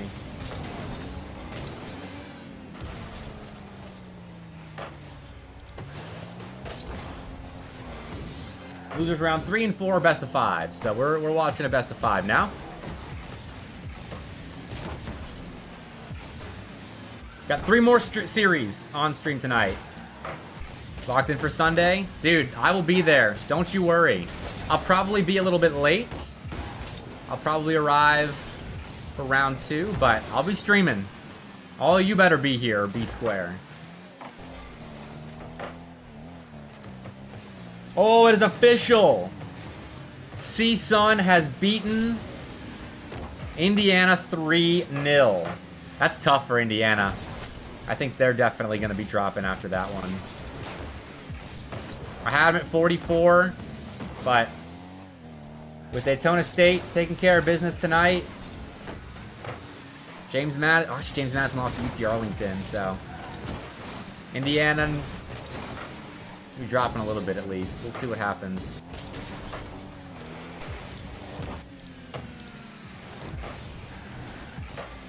Check on the other series real quick.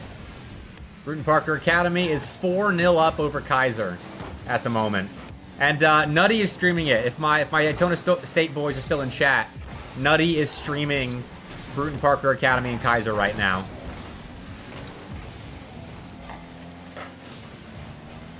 St. Clair beat Cumberland in game 1. And now they are tied 1-0, or 1-1 rather, 1-all in game 2. And Beans is picking up right where he left off here. This is the Beans show, dude. Look at that! Oh man, I was watching the other stream. That is nice.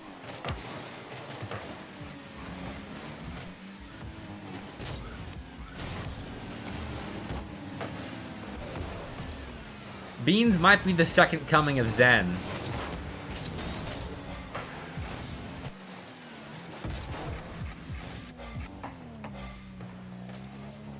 See if he can keep it going, though. This RIT team was not on my radar prior to tonight. But they've been kind of electric, not gonna lie.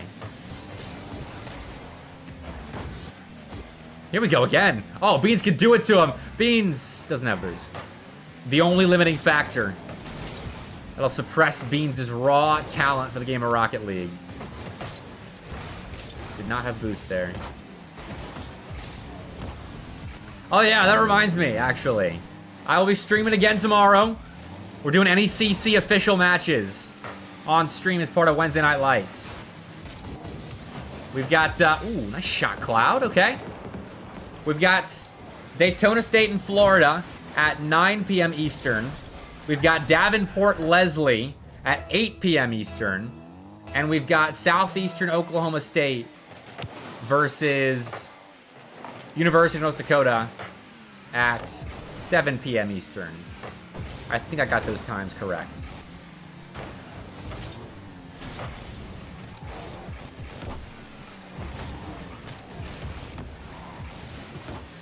Ooh, Feed snatched that one. Okay, Indiana Tech B with a couple of late snatch and grabs here.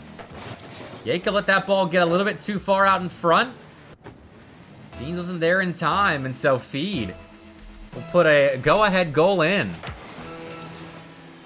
And, oh no. UT Dallas has lost to Conestoga in 5. Oh wait, so I'm so sorry. Oh man. I know Zora's not happy about that.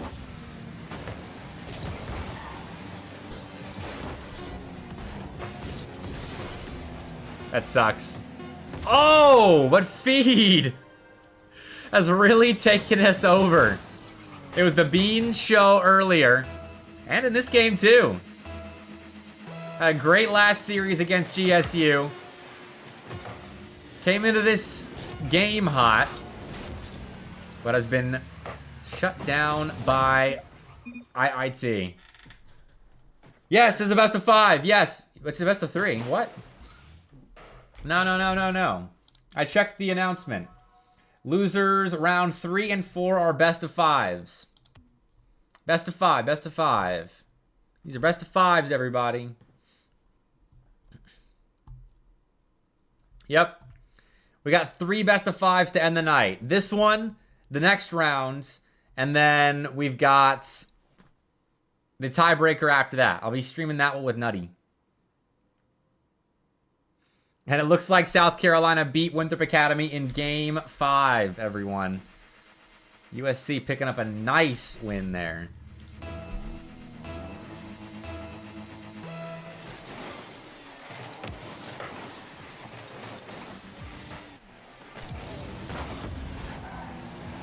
Yeah, see, Sun swept Indiana.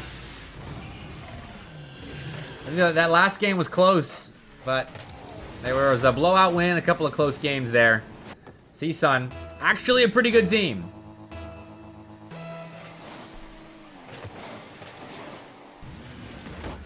Is the JV lose? Oh no, they're playing Indiana next. Never mind. You're writing them off a ways, really? Come on. Come on. Believe. Oh, they were playing with a sub?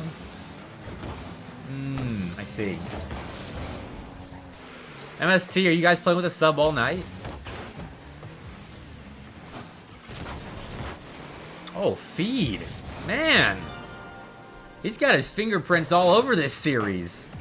Dunk right there in defense. Beans tried to wave dash a pass to Sean, and I mean, Sean fully thought that ball was getting there. We're waiting a couple more minutes. Oh, before the series starts? I see. Okay. That explains a lot, honestly. Alright, maybe Indiana won't be dropping in the rankings after all. Good comms, good comms. Oh. Awkward exchange right there.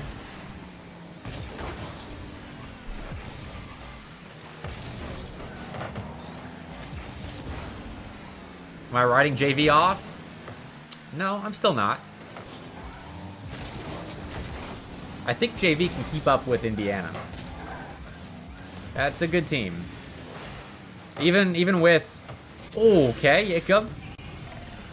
Even with Indiana and their full roster, I think JV can still potentially keep up. I've seen that team peak. I mean, they took it to UT Arlington last semester. I'll never forget that show match. That was insane. I still can't believe UT Arlington agreed to play the UTD JV team after talking smack against the UTD A team. And then they lose the JV team. That's like utmost respect to Arlington for even taking that challenge. But it's also embarrassing. It's a lose-lose situation, really. What if you pay Nutty to make it a 4-team tiebreaker? Yeah, I don't know. I don't know how easily you can buy Nutty's support. Man, Feed. Again, make an impact in this series. Okay, Cloud. Getting involved too, man. I mean, I know Indiana Tech B's a good team. But they got some ballers. I know you guys forget it. When I think about going to the Texas Invitational, they would have to pay me to go there. Dallas is too far for me to attend. You're casting it a waste? I mean, dude, I'll be watching. But ain't no way I'm going to Dallas unless I'm being paid to.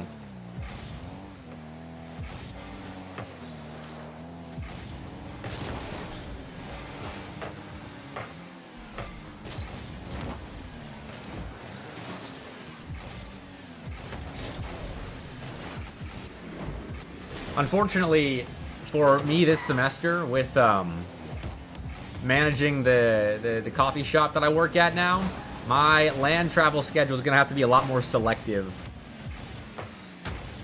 Shots. Dickman Beans linking up. Gibbs got a hat trick. Kind of a quiet hat trick in this game. Just some clean shooting.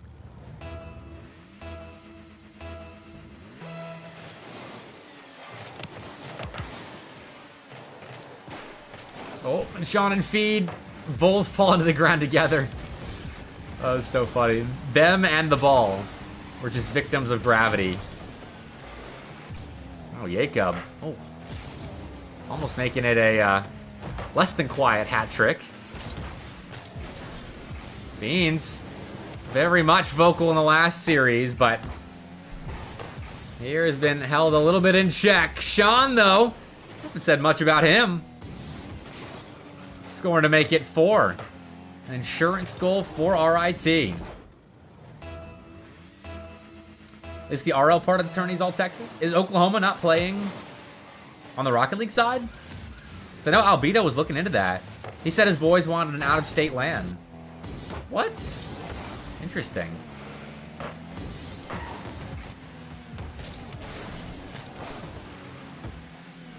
Albedo, are you still in chat?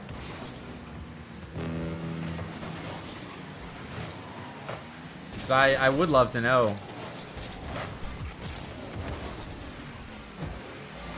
Oh yeah, CRL is very, very competitive. Especially the top 16 playing league play. Oh, getting excited just thinking about it.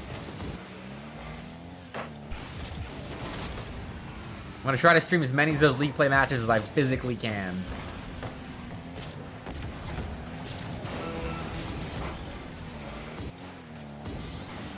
The RL, the Texas LAN, is UT Austin, Texas A&M, UTD, UTA, UNT, LCU, Baylor, and Texas Tech. Basically an LCU Baylor finals matchup with some crazy upsets happen.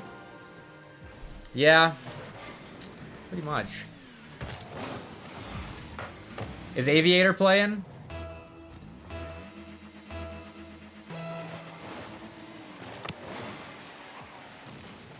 If Aviator's playing, that is must-watch Rocket League. That's the big question. Oh, biggest question. I cannot believe that guy's still playing. Oh, wait! Indiana Tech! From out of nowhere. They were down by 2 with 15 seconds left.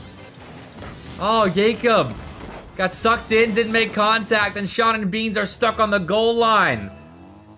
Great shot from Cloud right there. And we're going to keep playing into overtime. 8 goals here in game 2.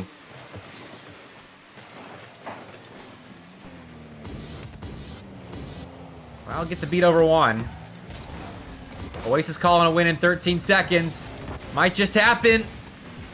Not quite. Not quite. Good pitch, though. Oh, if he had boost for that, I bet he would be up for it.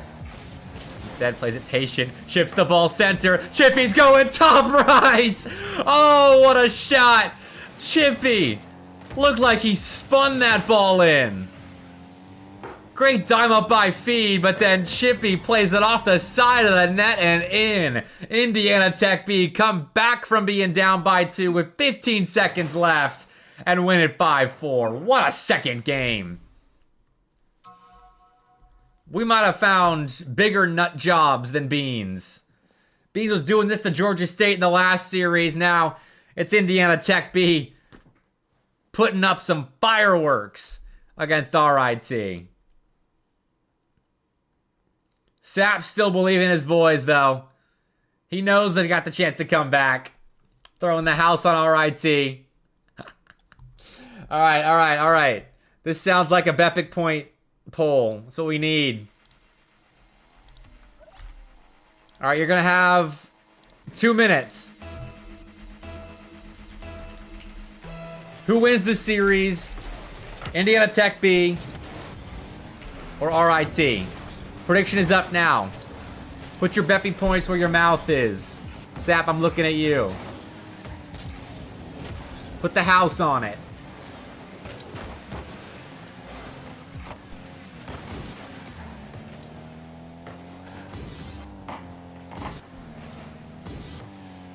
Alright, looks like the house is worth...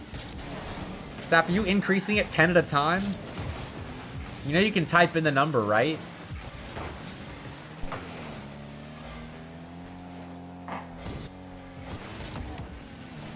Alright, Linear Tech B's got almost 3,000 Bepic points on them. And RIT is at 1,300. Sap's house is worth 1,300 Bepi points.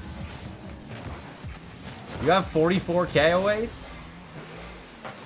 I mean, you're here all the time. I'm not surprised. I had to increase the channel, the Bepi point dance value. Because I've got way too many people. I stream too much, have too many loyal friends that are in chat all the time to keep Bepic point dance at 17k. That's more than Waffle Killer 5876, dude. Oh wait, so you got more Bepic points than my roommate does. Come on, man. Come on, Waffle Killer 5876. This is embarrassing.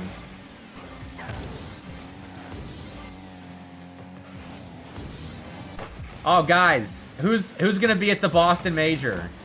Anyone gonna be at the Boston Major?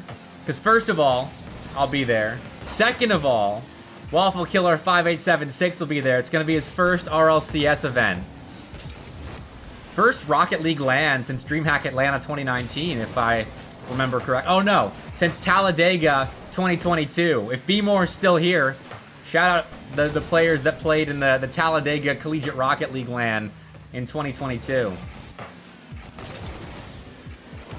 You're going to EWC, Nalando? Oh my word. Like on your own dime, or are you working it? That's a crazy trip.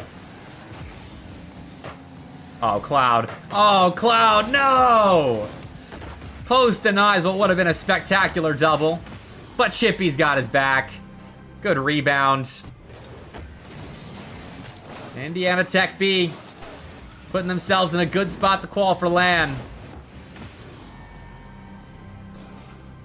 What's ENC? Oace.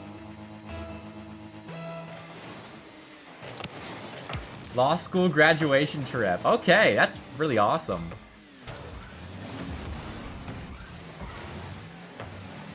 J-Shell.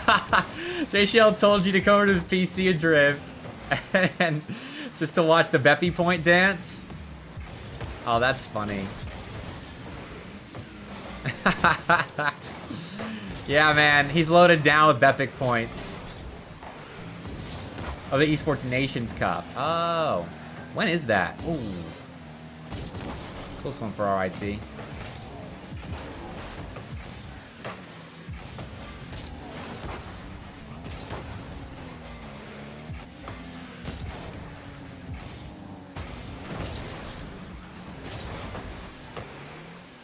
Sapid made him a millionaire. Yeah. I forget what poll that was where J Shell cleaned up. Oh, it was Florida versus JMU. It's what it was. Florida JMU goes game 5 and Florida ends up winning. I think that was it.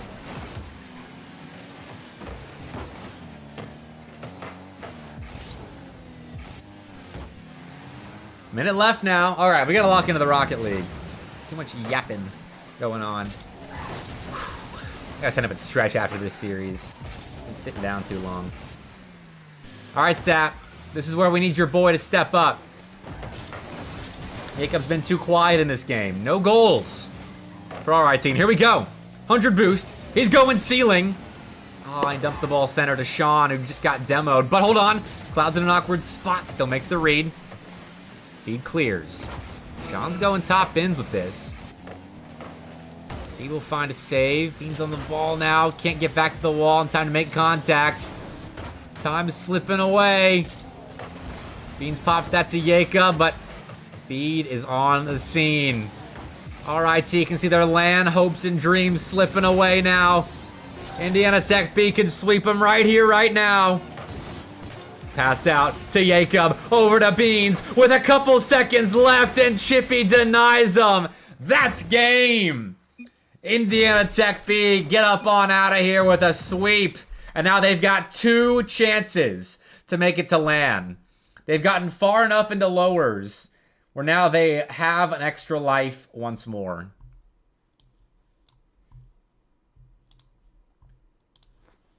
Let's put the bracket back up on screen. Heart to you too, Feed. Not on LAN yet. Not on LAN yet. Nope. Not yet. Not yet.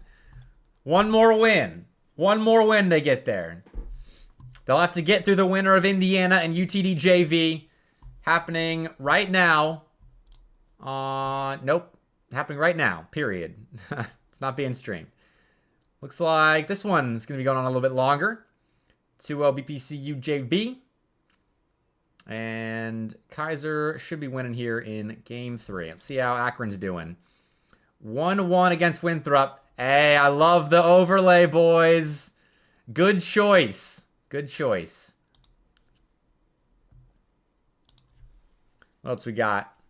St. Clair and Cumberland in game 5. Hold on. We're going to take a pause on our Tri-City Slam coverage, and we're going to watch this.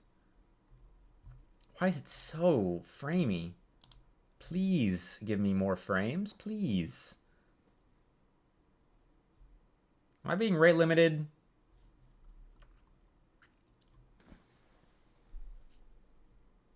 This is Nace adrift. Or you say, what does come from with Cumberland? I don't know, dude. They beat the elite ETSU side. And after that win, they figure they can do just about anything. I know it was 1-1 after 2 games, but I don't know where it went after that.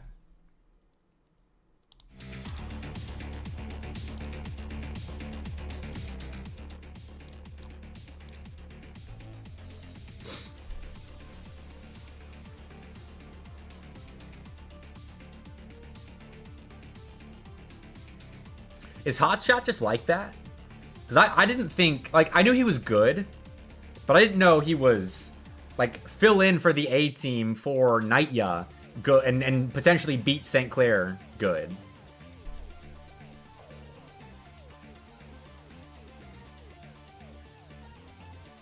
Maybe he's just been grinding. I don't know, Wace, because at the start of the semester, the roster was Polar, Hotshot, Nightya, no Nex. But in Nace, they've been playing with Nex instead of Nightya. So I don't know. Grade 50. Hold on. Hold on. Oh, no one immediately on it. Oh, here we go. Ooh, okay. Not happening. Game 5 overtime. And Cumberland wins. Oh, they just beat St. Clair. They just beat St. Clair.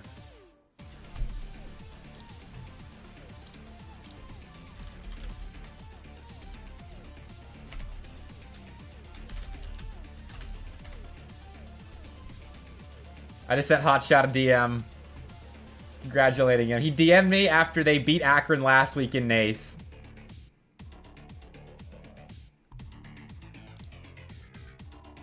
And it's an immediate end of the stream. Bro. Landon, I've got no idea what's up with this Cumberland roster. I've got no idea.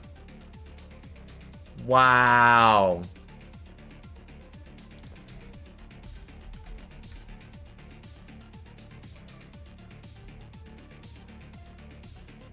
Big win for Cumberland. Good on them. Akron and Winthrop are playing right now. C3, got NC State and Wake Tech. Not interested, unfortunately.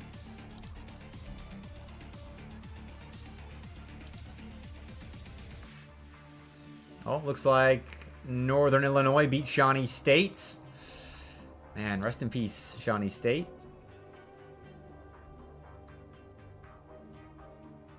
Go to bed, Unk. Man, you're just gonna take that, Landon?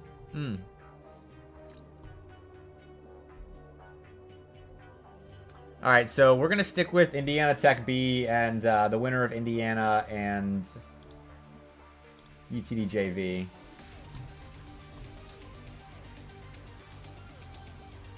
Yeah, I saw that, Nutty. Shawnee State just did not look like themselves tonight. They did not. Let's check on PCL matches. Albright, 3-0 KSUB. Let's have everyone playing. Dylan, Clixie, and Weather 091. Don't know them. Still could be the regular third, but PCL, but league spot shows it weird.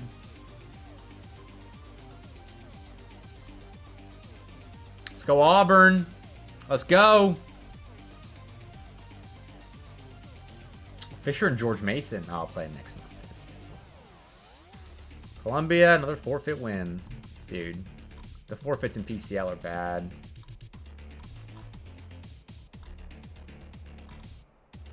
Oh, look at this. Forfeit, forfeit, forfeit. Oh, and the rest were played out. There were more forfeits last week, I swear, when I was looking at this. Still a lot, but Albright's underrated. Yeah, where'd I have him? I had it 40. It's just some good peaks last semester, but with them really only playing in with them only really playing in PCL and CRL, wasn't quite certain where to stick them.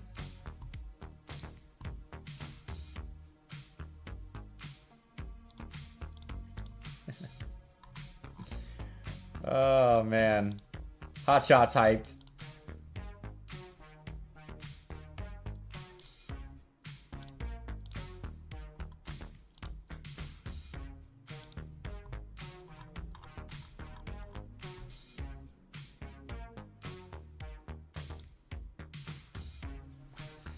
All right, well, we're still waiting on UTD in Indiana. Looks like game 1 did auto-report. It was a 4-3 win for UTD. And I don't know if they're playing with Devo still or not. So, I know Indiana was playing with a sub earlier. I don't know if they still are or not. We'll see. But let's watch Akron and Winthrop in the meantime. Oh yeah, I was gonna get up and stretch. See, this was free of charge. No Bepic points needed to watch me stretch. Oh, man. Was that audible on stream?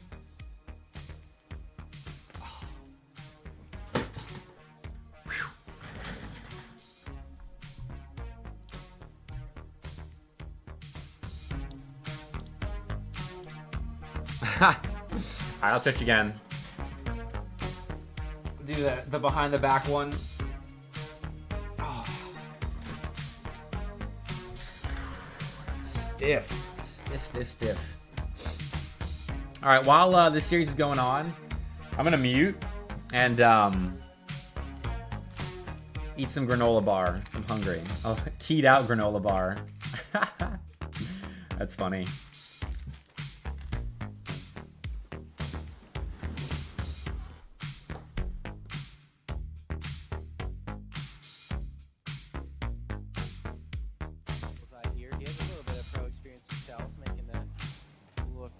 Make an opportunity here for Akron. Yeah, Akron now, again, with pretty good pressure, not really able to create any scoring chances so far, but it's looking pretty good. 5 up trying to clear it out, and as I say that, a little bit scrambled on defense there, but 5 gets... Noting Phantom's playing. I don't know if you guys have clocked that yet, but no Garrett G in Nace. Once again for Winthrop.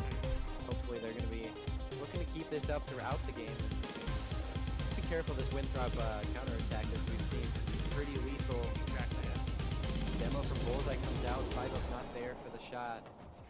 Yeah, Emilio there, I think there was an open net, but he must not have known because Bullseye got the demo maybe a little bit later. Yeah, that's unfortunate. Maybe a little bit of communication there.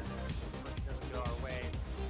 Emilio got demo. I was gonna say, I feel like they've been going for demos a lot this game. Let's keep working with us. Great pick here as one from 2 feet. Tries to give up on Phantom. They might find the Bullseye. Tries to keep up the pressure. It's still that mid. Winthrop here on 0 boost. Oh my god, look at that. 20 boost on Phantom, and that's it. Secret, all he can do is flick it. 5 up. Just waiting for him to let go of the ball. Eventually he does. 5 up, no boost to his name himself. Good bump from Phantom. Unfortunately, it's on the wrong player. Bullseye takes the shot. Just saved over to Percy.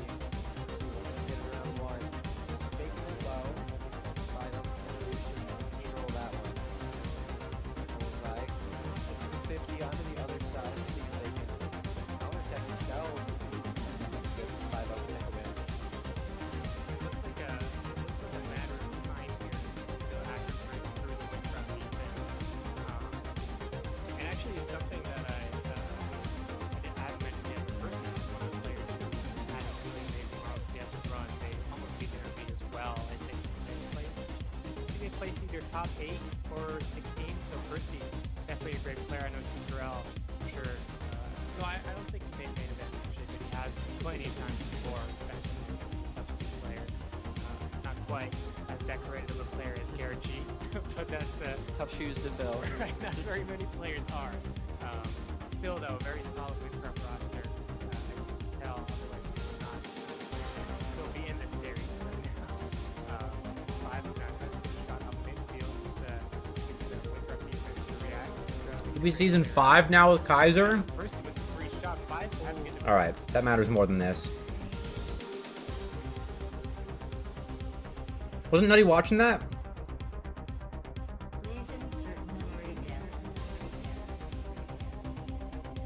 I thought he was. I guess not anymore. It's in ready up. Oh, I see. Alright. Cool then. Watch this. I got 2 more bites of granola bar and then I'll have the commentary back.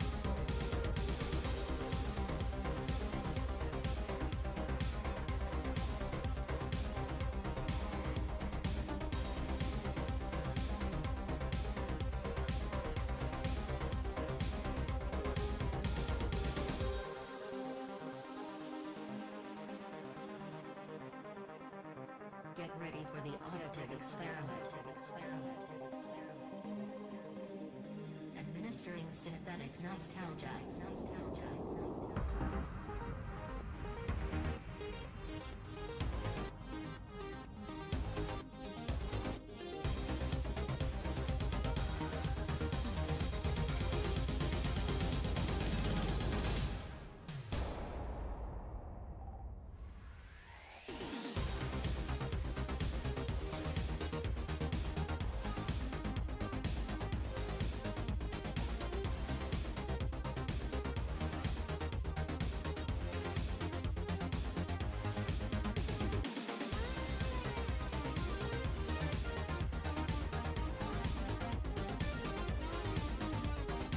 Alright. Kaiser's like that.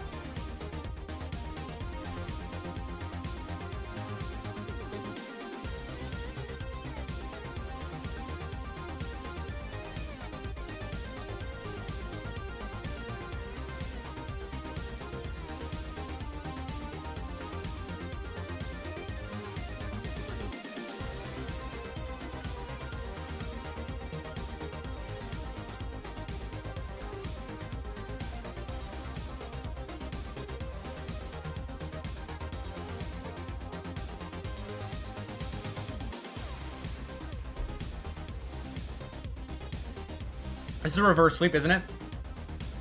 Those that have been keeping track.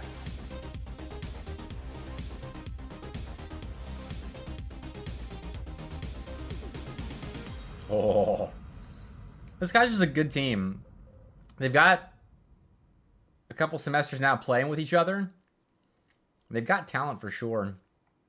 Oh, and for those that missed it, Zinvez and Soars of Brock kind of got into it in the Tri-City Slam Discord earlier.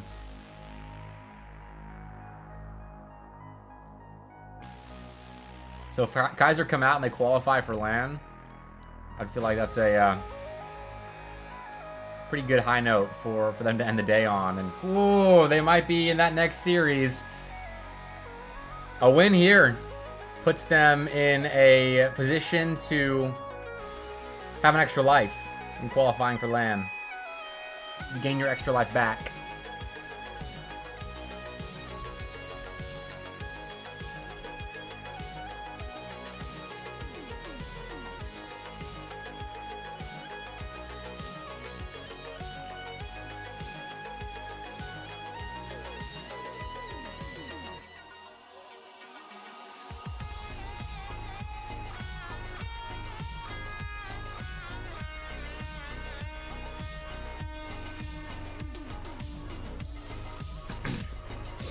Man, this is a good one. I'm kind of hoping right now it says Indiana is down 0-2 to UTD JV, and I'm kind of hoping it takes a game. So I would like to watch the end of this one.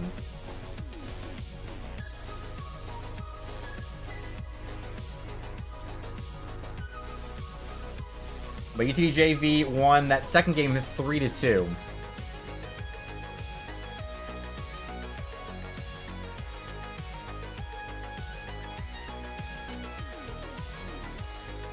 They just done something there.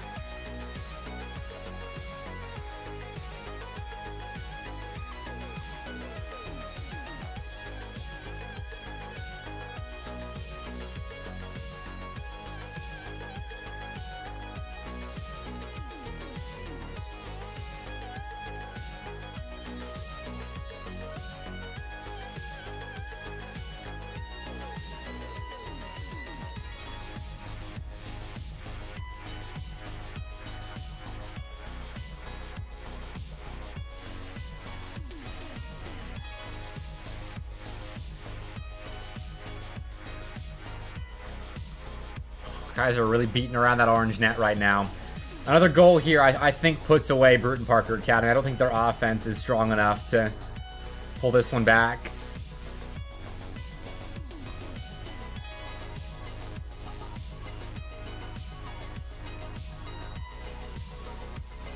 Pull it back from a multiple goal deficit, I want to add.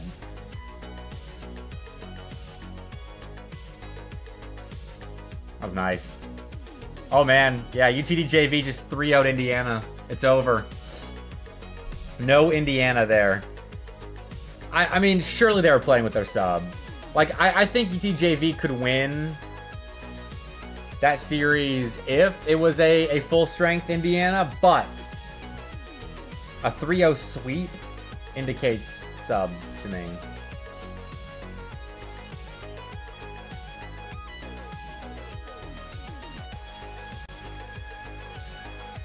Still a good one for UTD JV. And he's got their subbing for Coda? Okay. That makes sense. Oh, shoot, Kaiser! No way. Oh. This is a crazy sequence.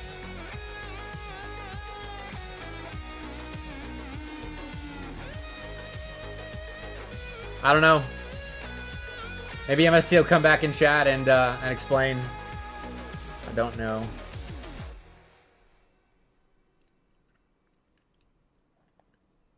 This might go to overtime. That's 2 gone. Let's just make a read here. Ooh, man. I thought Denzi might have had an angle on that. Still dangerous. Oh, no way! Dude, what is happening tonight? What is with all of the insane last-second comebacks and goals and... Oh, man.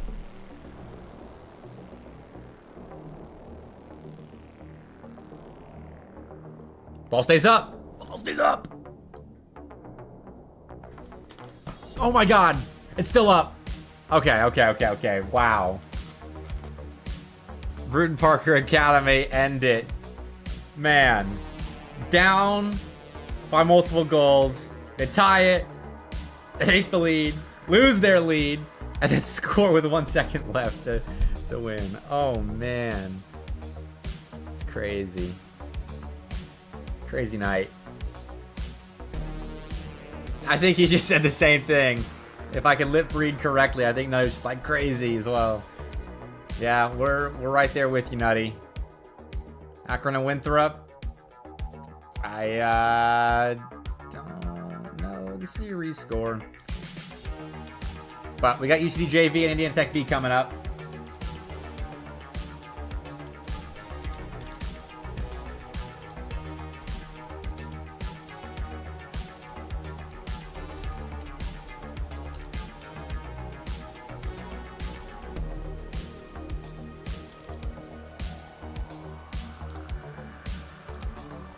So whenever they ready up, I think the UTD JV boys are taking a second after that win over Indiana.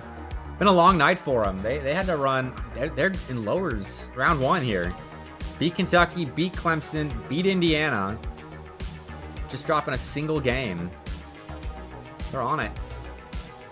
They lose to. Lost to Shawnee State in 3. And they might qual while Shawnee State came up short.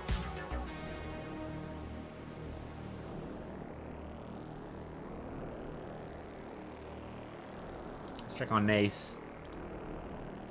Any reports? Dude, all game... No, never mind. All game 5s in round 1. I thought it was all game 5s again. Akron 1 and 5. Wow. West Virginia and Root Booker under review. That was a 3-0 for WVU. And then Cumberland beating St. Clair. Crazy night of RL indeed.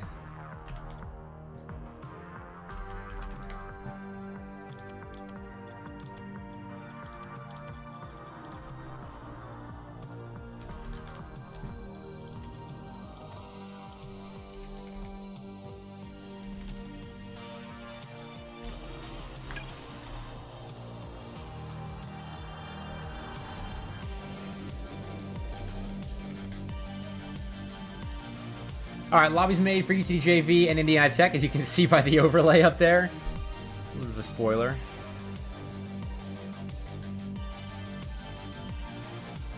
I want to know what happened here. Adrift, are you still in chat? What went down? What's going down with this Ball State double forfeit?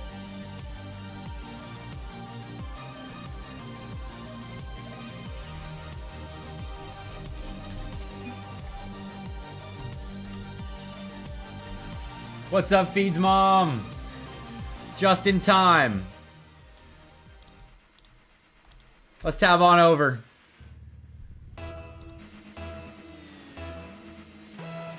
This series qualifies the winner for LAN, but it is not an elimination match for the loser. The loser of this will get to play one more series afterwards that Nutty and I will be casting together. That'd be between the loser of this one and the loser of NIU versus Bruton Parker Academy. You see that top 40 after they lost? Yeah, Oasis. They might be. Gotta watch Calc. Okay. Calculated. On the ball right now. No boost. Except 100. Productive possession. He is the GOAT apparently. Picks up a demo too. Very productive possession. See what he looks like rotating back in. Reads the sidewall play nicely, doesn't dive. I'm liking it. Doing the fundamentals correctly. Did miss a bump though, right there. Calc is a demon. All right. I'm ready to see it.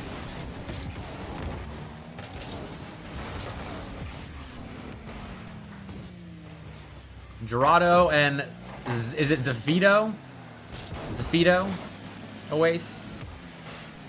I'll make sure I get it right.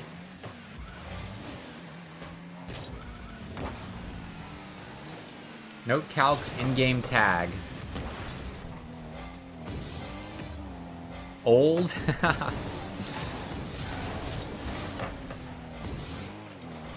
Alright. How old is he? Are there multiple olds? No. UTDs. Are he and Dalton in that club together? Zafito, 23. Man, 23 ain't old. Oh wait, you know what? I didn't finish the channel point prediction from earlier. It's my bad if anyone left. It's between Indiana Tech B and RIT. Indiana Tech B wins and calculated scores. How'd it happen? How'd it happen? Picks it up, beats 200 double commit, slots it in. Nicely done. Good speed. Putting 50K on UTD JV. All right, I'll do another one.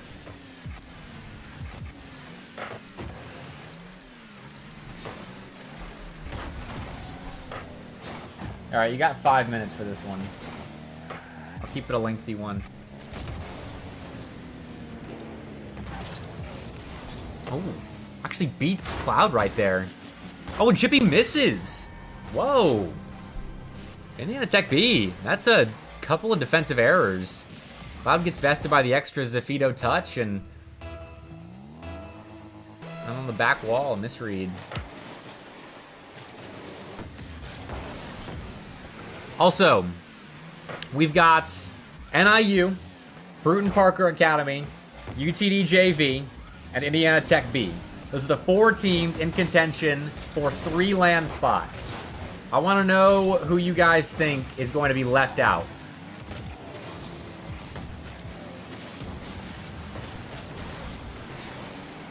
Because the winner of the first 2 series, they get in, and the losers play each other for that final spot.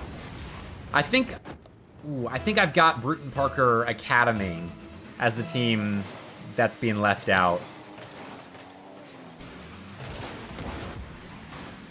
I think both these 2 teams should qual. And NIU, I think, is a dark horse roster. Bruton Parker Academy, I just don't think they've got the offensive consistency to hold it together for wins against these teams. We're tied up. Well, Feed's mom told Indiana Tech B to wake up, and wake up they did.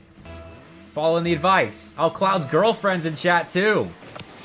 Man, oh wait, so you got competition when it comes to cheering for teams in this series. Oh, Cloud. Oh, Cloud! Top left! He goes off the ceiling, has boost, and nails this shot. Look at that. Over-calculated his head, too. That's what I'm talking about. Oh, more Indiana Tech fans. A lot of fans of both teams in chat. I respect it, guys. Thanks for coming up and supporting Collegiate Rocket League teams on a random Tuesday night. That's what this scene needs more of.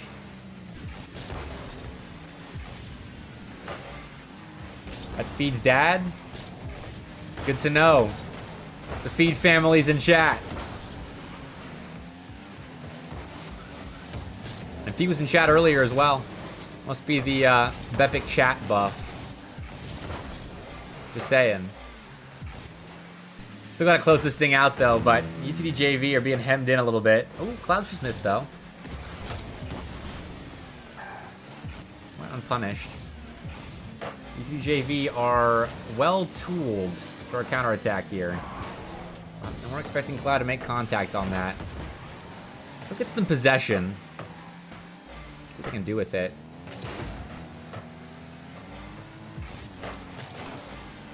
Like the control from Calculated there. That was really nice. Could be the game changer that he's being propped up as. Cloud's just stolen 100 boost, and Cloud's kind of out of position here. Ooh, Cloud's awkward. Really awkward. And that is a UTD JV equalizer. Demo with the midfield line. Really puts that positioning of Cloud under a microscope. And UTD JV will tie us up late. And Calculator's actually got a chance here. Doesn't pop it up for himself. That's mighty close to going in.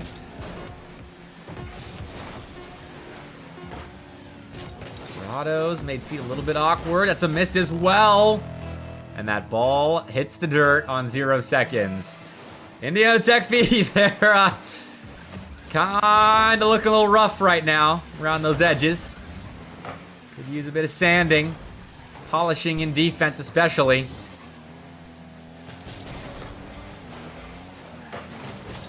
Oh, that's just it. Calculated nails a winner in overtime. That was a quick hit in OT. Feed lets the ball go. Chippy sucked into the corner as well. And, man, I mean, the offense looked great from Indiana Tech B there, but the defense was rough. The positioning was rough. They gave away some goals there that should never have happened. 4 shots on 5, or 4 goals rather, on 5 shots. UTD JV take game 1.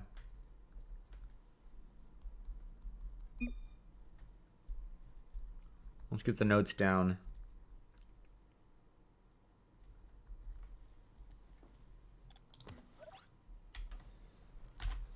Game 2 now. I'm going to update my stream title. Always forget to do that. Oh, shout out the YouTube viewers. I have a pretty bad habit about forgetting about you guys. The stream title over there still says RIT versus Warner University. Calculated starting us off.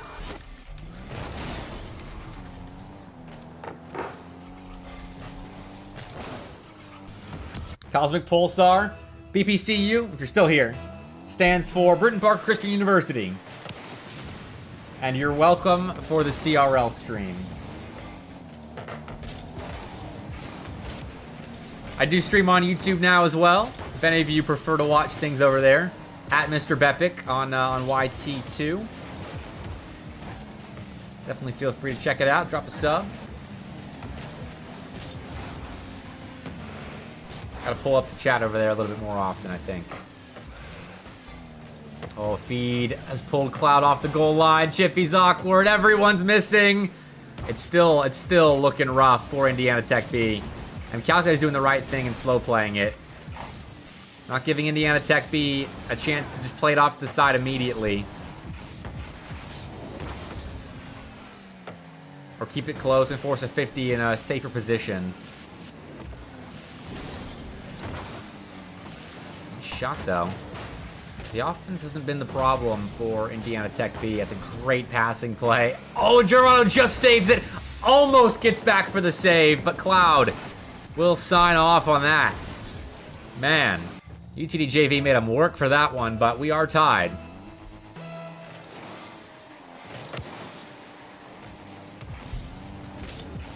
Now feeds off the ceiling. That's worked well for the Warriors. Open backboard for Chippy. Oh, light double. Kind of missed on it. Didn't have the greatest angle.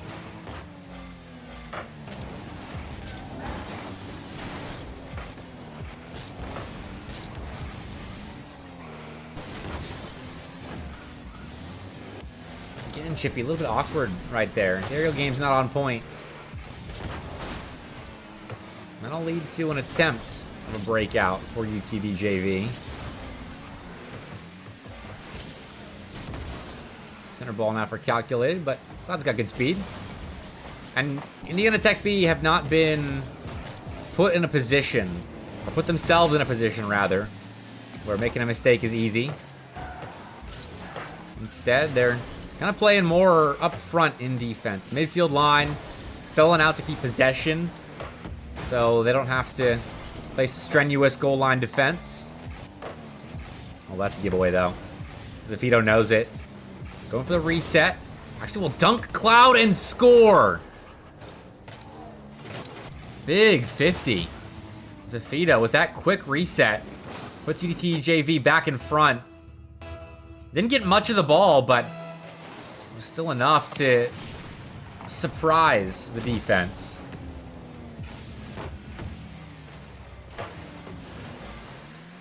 Next getting stiff with all the Rocket League we watched tonight. We got to be approaching, I think, 7 series now. It'll be 8 at the end of this one. Oh, that's an open net. Feet will tap it in. We're tied. When Indiana Tech B are able to play off of their goal line for more midfield control, they're looking good.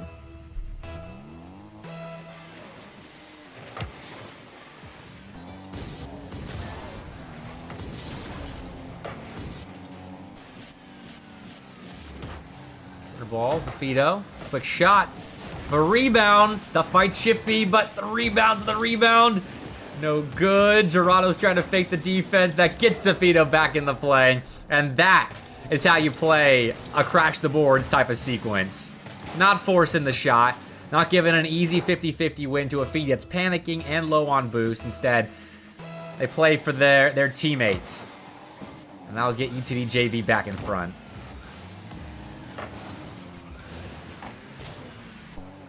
Calic might be the best player at the school. Okay, Zora. No A-team call-up, though.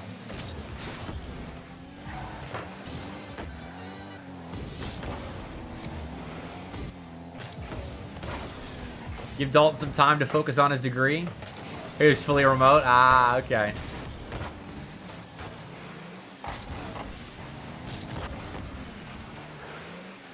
He's definitely had impact in this series. You have 12 boost missing. He'll refuel for a moment. I think corner boost just got stolen.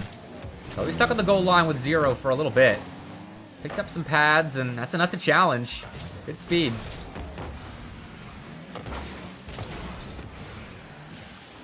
Oh, Gerardo waiting for the demo instead of the pass. It actually works out. Chippy's alone in defense, but it's really good contact. Still, though, any Tech B, you need to get out of defense sooner rather than later. Oh, and it's looking sketchy. Feed. Slow play it, but Zafito countered that with patience. So it's another clear for the Comets. 1 game already up in this series, and 2 goals up now in game 2.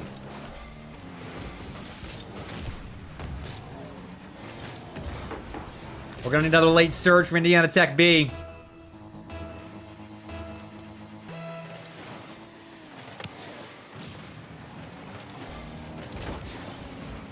Neutral 50-50 from Feed is able to stave off an immediate UTD JV clear, but I think it's too late.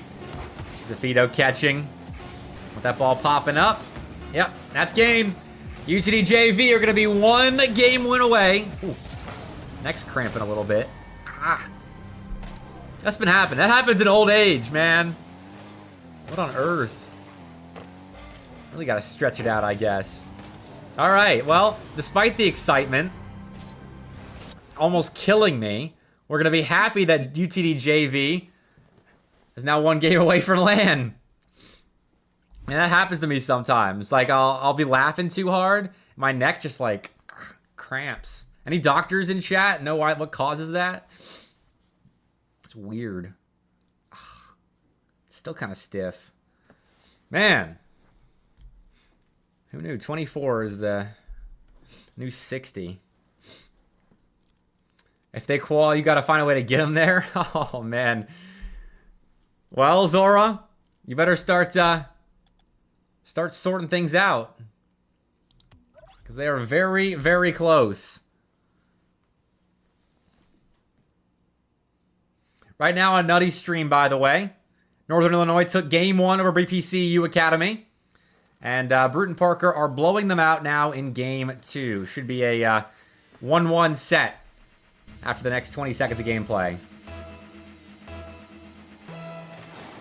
Just don't Google it. It usually says something extreme. I wonder what it would say. I didn't even know this was a thing, honestly.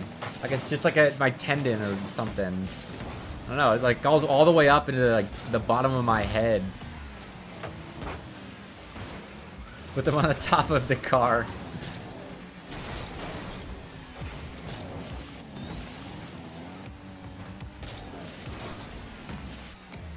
You guys, I mean, for the lands in Texas, you guys are always willing to travel, Zora, which I respect.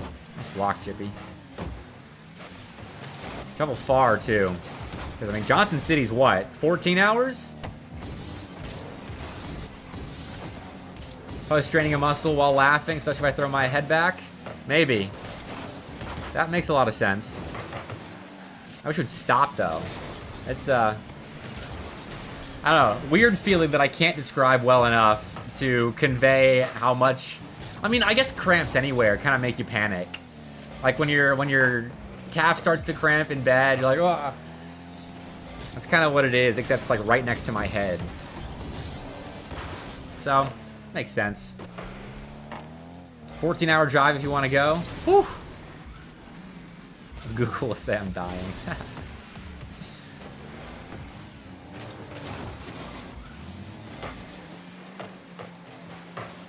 Adrift, is flying into Johnson City even possible?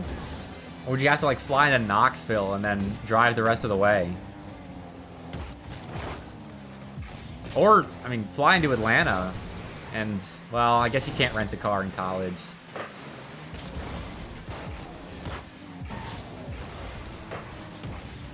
Fun. The logistics of CRL. You've got an airport? Let's see. Well, this game's going. Let's look up a flight. Flight from Dallas to Johnson City. All right, and this will be on Friday, March 6th. Fly out Monday, March 9th. Ho. Ho, ho, ho. All right. Cheapest flight. Cheapest reasonable flight is $530.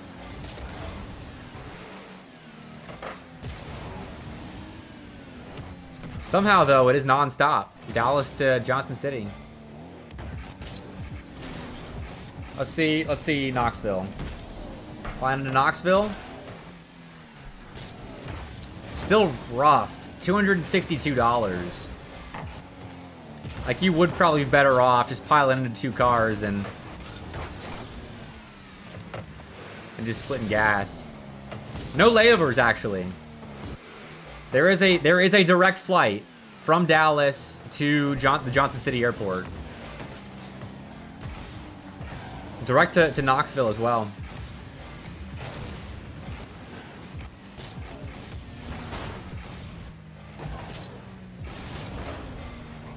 Eight hours in a van does sound awful. Oh, well, that might be the reality for Zora now.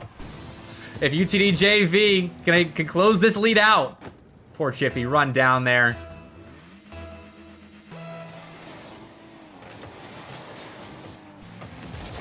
Oh, Zavita might be adding to it. It's off the bar. Feed's got no boost and had to wait on the play.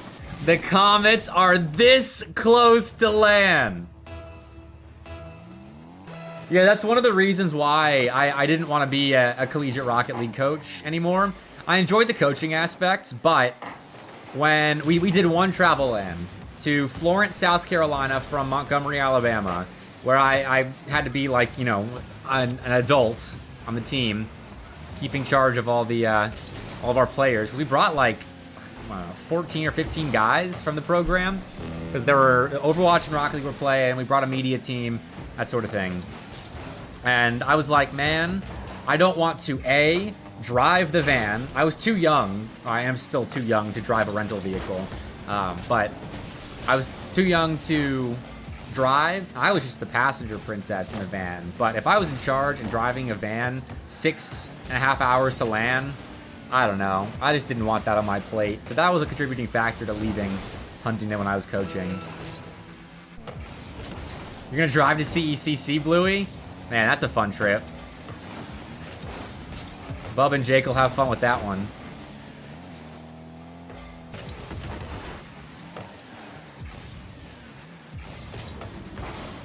Nice block.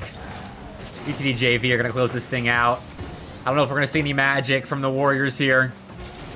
We'll have to go to the tiebreaker match to qualify for the Tri-City Slam LAN. Because for now, it is UT Dallas heading to Johnson City, whether that be by van or by plane or by teleportation, should that be invented in time. Get on that, Dalton. Use that engineering degree for something. All those years of schooling. Because Zora's not going to figure it out. We know that. GG's. Yes, Bluey, I'll be streaming the tiebreaker. Me and Nutty will be co-casting that one. So less reading chat while that's going on. But there you go. $262 per person. Round trip. That's also American, so if you're planning on checking a bag, one carry-on included. That's pretty good. I didn't know American did that. Take that. Take that. NIU, Bruton Parker going on Nutty's stream right now. This won't be going for a little while. Knoxville is still a 2.5 hour drive. Ugh. Well, $262 plus a 2.5 hour drive, or $530. Or just drive the van. You're welcome, Oasis. Good. Always nice to have a UT Dallas team on stream. They never disappoint. But for my Indiana Tech fans, you stay here. You stay here. Listen to Nutty. What was Nutty saying? Kyler now with a huge flick. That net might be wide open. Hawk with another chase down. Man, he looks infield. Wish. Wasn't where he wanted it. 50 favors Hurt. Storm chasing the bumps. It's left for Hawk. Manny can't make contact. Kyler has to hustle up, but he's unable to. And Hawk again. This NIU team, Man, this guy's been a machine. they're under the radar.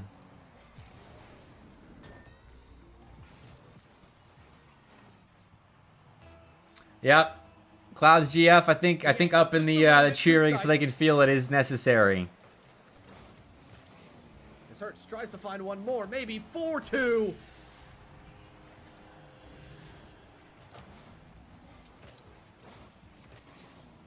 You bet.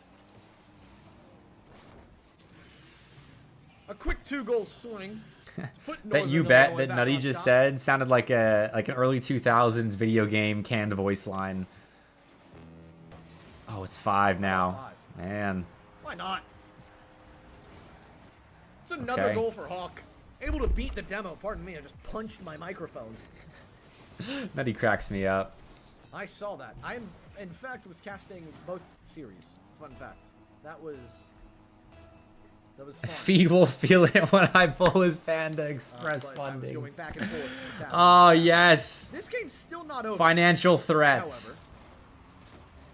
However, That might help. that 3-goal lead seems daunting, Panda but Express funding. there is still life. Manny's Is that by way of school dining dollars that we're talking, Feed's mom? Because I remember those days. 50 favors NIU. The day that 30 seconds left. You parent-supported Literally speaking Panda right now, Express if you're funding Bruce turns Barker. into self-supported Panda Express funding is a sad day. NIU, reluctant to give it away. Nope, just straight Panda Express funding. Solid Rocket League from them all night. That's funny. You fund that Might just separately. be one game away for qualifying to the Tri-City Slam. Maybe one more opportunity here. Manny cleared away by Hawk, and that'll do it. 5-2 your scoreline in All game right. 3. One more game for NIU, but Series points. we saw Bruton Parker Academy go to game 5 last time. Northern Illinois.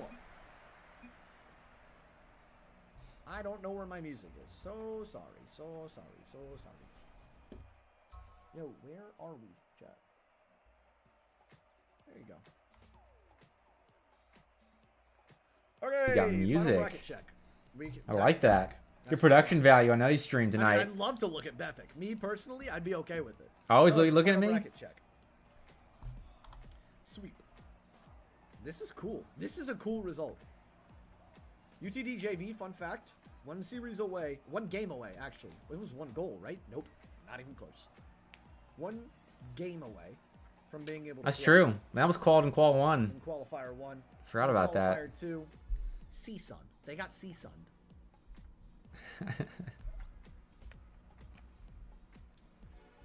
So Indiana Tech will join me in the ever so elusive tiebreak.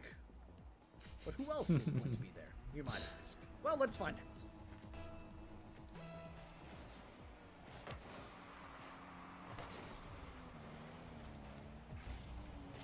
Northern Illinois.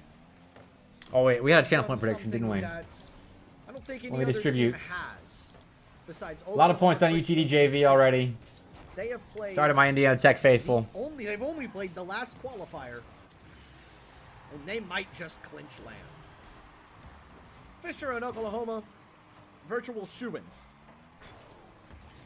Northern Illinois, the 19 seed, and a lot on their plate.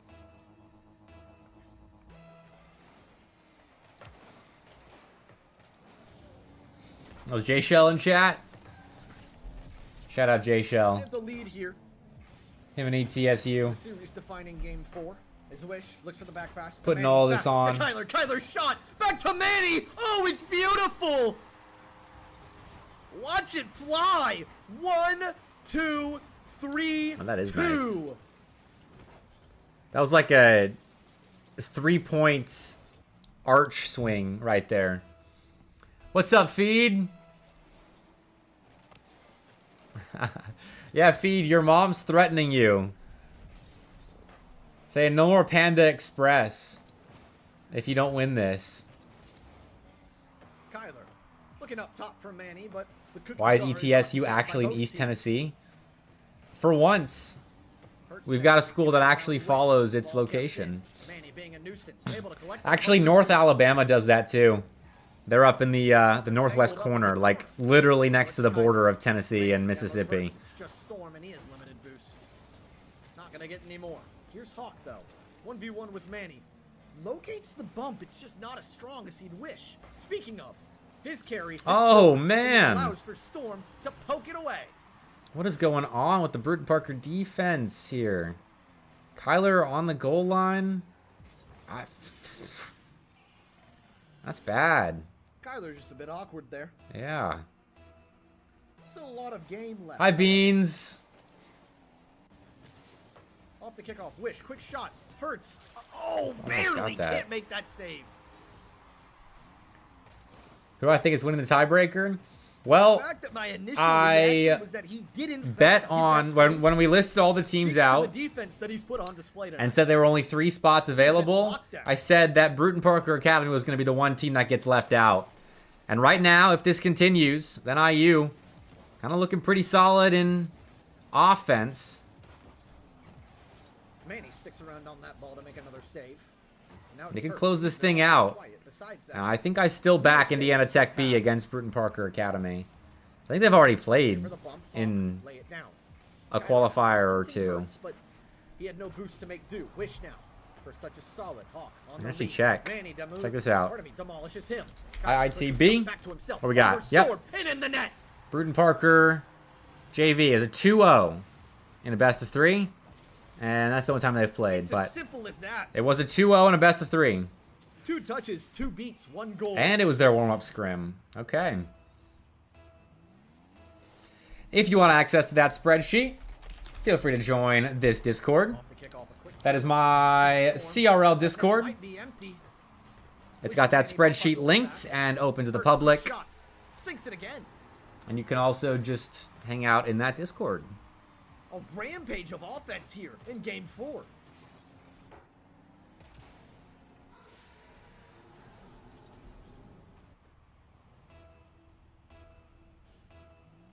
Zero defense series indeed.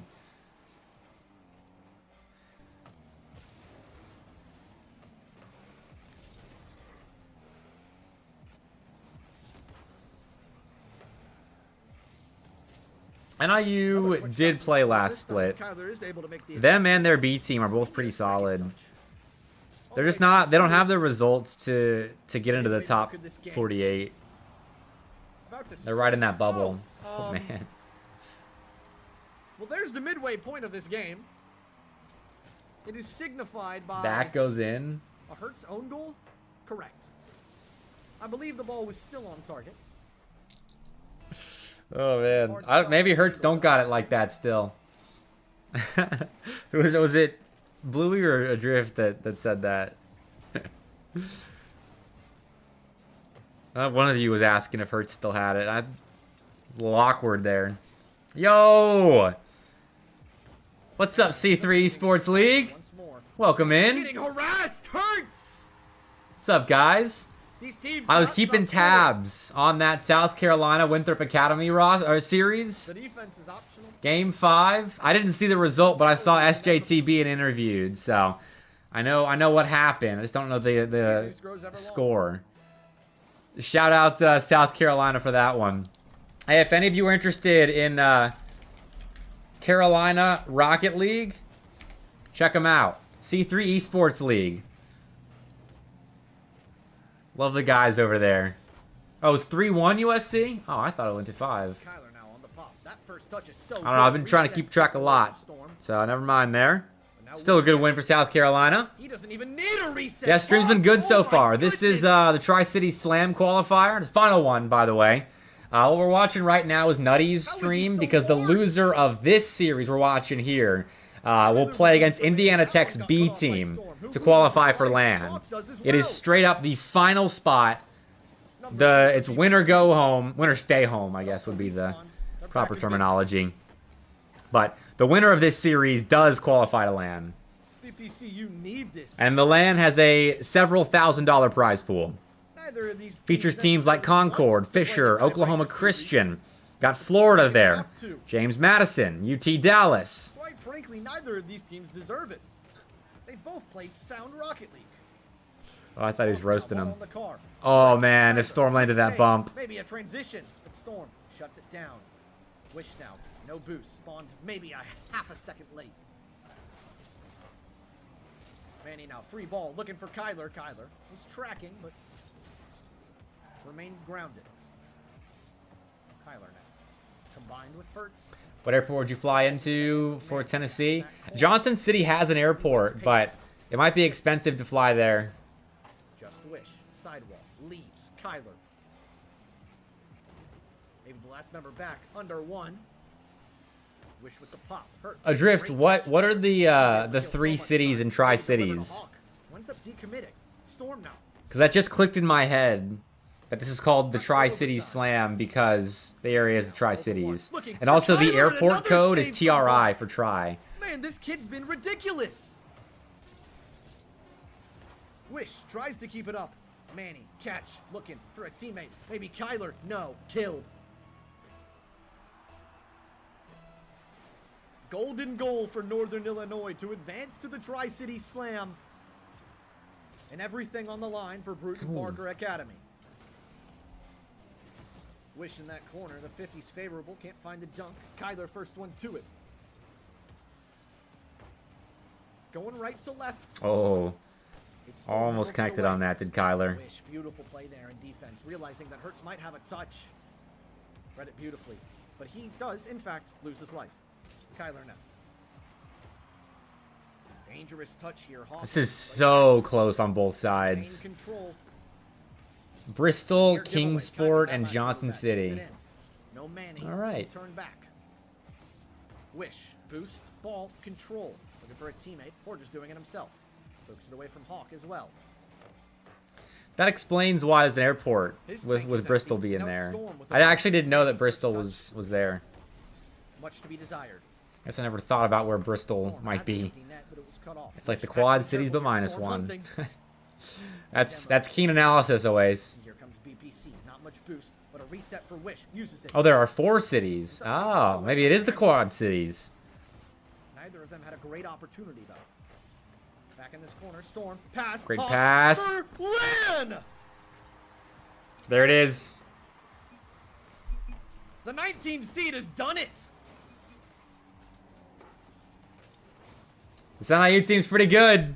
The lowest seed to So it's going to be Bruton Parker Academy versus Indiana Tech B for the final spot at the Tri-City Slam LAN. And Nutty and I will be co-casting that one.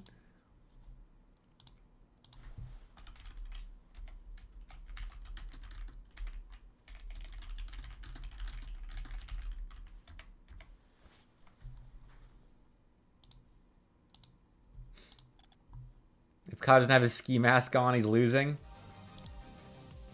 Yeah, no, that might be the secret sauce for him. Why did Fisher? Oh, these aren't series that get played out.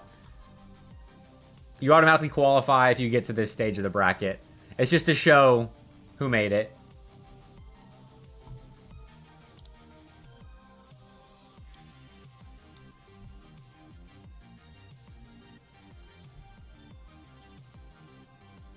Wanted to update the stream title. Get production proper for this one. And let's get Nutty in the call. All right, here comes Nutty. What's up, my friend? What's up, Nutty? Dude, this has been a great night of Rocket League, hasn't it been? No kidding. I mean, all the game 5s, we've had insane last-second goals. Bruton Parker Academy's been on the right and the wrong end now with a lot of that. That series they won against Kaiser was insane. We were watching that one. The reverse sweep bid was... It honestly seemed inevitable. It seemed like it just got flipped on its head, but... Kaiser... They had a good fight. Specifically through all 3 quals, but never were really able to take that monumental leap and get that signature win. That sums him up, honestly. Like, on the outside, a top 48 looking in. Without that signature victory and some rough losses, too. So, who you got? Between Indiana Tech B and Bruton Parker Academy, with that being the final series of the night. This is genuinely the toughest pick I've had to make all night. I would say I'm going BPC. I'm going BPC because I do think Manny has the experience. I think he's been here long enough to where he's going to be able to will these two through.